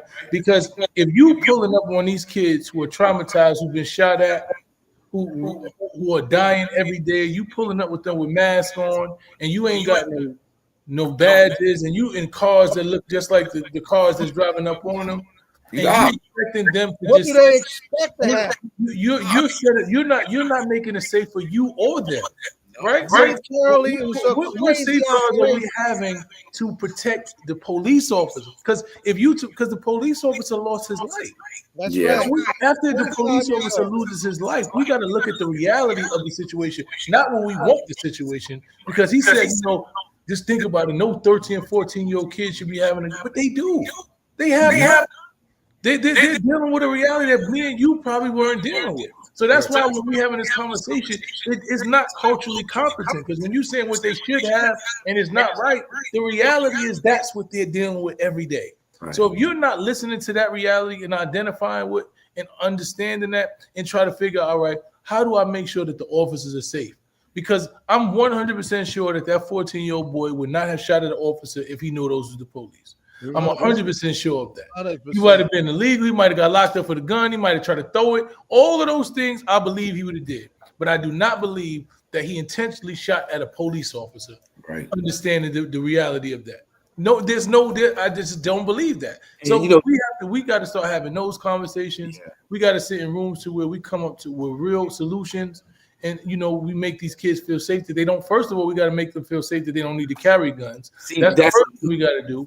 And then second of all, we got to understand that there's some places where nobody feels safe at right now. And until we do that, there's a way in a protocol that we have to deal with those situations to make sure that everybody makes it home to their family. And I love y'all. And I got to run out of here. My son, leave us with one of your records. What do you want us to go listen to as we linger this week? Black Murder.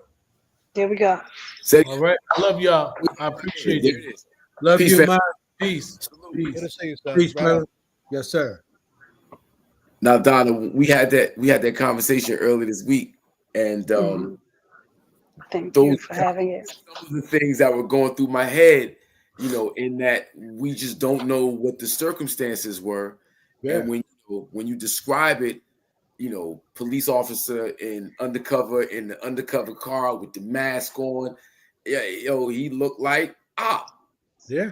And then in terms of how policing is done in our community, even when it is our community, because there's been a culture of policing that's been created over decades where we deal with our community different than we deal with other people's community. Right. Why are the guns so accessible? Because they come from our strategy should be one about interdiction and not at the back end of gun trafficking, but on the front end. Exactly. And that's the public health strategy, by the way. That's right. That's the first step in the public health. Cut off the flow of traffic from whence it begins. That's right. And look, Zayid, the mayor said some years ago, we've been doing the mayor's forum with him now for about. He did that health study. Listen, on your point, that public health study. What did the public health study say on the trafficking? It said the flow is coming in from corrupt police officers going south and bringing them north, making money illegally. And even sometimes just deliberately. And sometimes deliberately putting bad guns in our neighborhood. That's a whole big conversation. Yes. But that requires interdiction on the front end, militarily, straight up. But even to hear him say that, I remember having, I used to always say to our officers here up in Orange, just please remember it's your job to get home every night. Like you have a big job, but everybody needs to get home at the end of the night. And to see an officer who thought it was to approach people out of uniform, and people make all type of justifications. And I'm like, look, you can't pull up on everybody and people not know who you are. You got to get home. You have to be professional. So there's a reality, even from the schools, like you said, Even thinking back how long ago we had Chaz School, Mm. so much. This was a power, starting from the superintendent, our forever teacher, Annette. This was a power 3 hours, and we're still going. So go ahead and take the lead. Yeah, so just to wrap it up, again, let me say, Hawk, man, thanks for bringing my son through, man. You know what I mean? Oh, That's yeah. clearly our brother, and I think that was an excellent interview. How you brought it all full circle, talked about everything with Right them, on, yeah. real good. Yes. And we obviously want to thank everybody that was on tonight. So Zai, why don't we just start off right up top and just thank everybody. Yeah, Fatin Jajara, our daughter from Plainfield. and Denise Denise Hickman, teacher from the Plainfield school system for what they're getting ready to do in Plainfield with the play on bullying. Right, good set, and of course the great Annette Alston herself. Yeah, right? and we definitely want to thank them brothers for what they did over the weekend.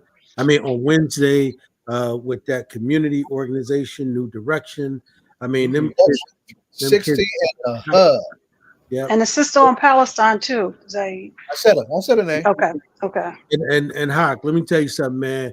If you was in that room, brother, with all them young kids, man, in that conversation you were just having, let me tell you something, man. Just because remember we had that conversation where we said there needs to be a new conversation around, just stop the violence, right? It's one thing to say that, but it's another thing to be around them kids. Like my son said, they live in that stuff, man, every day. Yeah. And that stuff, it was so thick in that room, Hawk, that you could cut it, my brother. Mhm. It was thick, man. And we talk about 17-year-olds, man. Right. That's, They were in the building. They were there. The energy, it's energy's energy. There's negative energy, there's positive energy, energy. But when you understand how to harness that energy, then you can direct it how you need it. Power. That's right. And that's what you call power. If you got that type of, collective in the building, young people, now we got another generation of, freedom fighters that we're molding. Unfortunately, it follows tragedy, negative energy, but it's up to us to transform it. So there you go.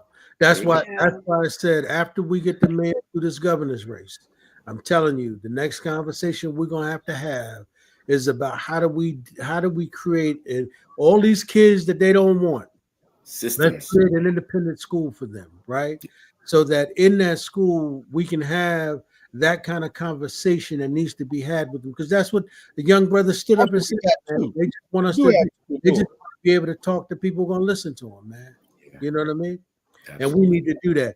So listen, y'all, we want to thank all of y'all for tuning in tonight to All Politics Are Local. We know we ran late, but sometimes we got to do that. So we thank y'all. We'll see y'all next week. The mayor will be here next week. I know he got a number of things he want to talk about. So we're gonna, definitely try to hold down our conversation and give him the floor so he can discuss all the things he want to get at. And then we're gonna try and get into some things with him next week. So y'all make sure y'all here. That's tomorrow. Next Friday, we'll see y'all from 6 to 9. Again, and one more thing, Zayid, the play 3 is it March 22nd? They didn't send the flyer. They didn't send the flyer. Okay, we still have time. Okay. Right. I have tomorrow night. I will be at the Shabazz Center weekend conference for Cuba. I will be opening the culture performance that night, right? Because Africa called, Cuba answered.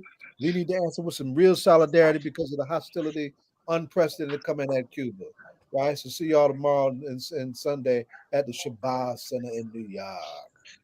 All right, y'all. You good, Donna? Yes, Zayid, take us out. And your jokes. As I like to say, we'll catch them where's I? In the world, man. Y'all in the world, man.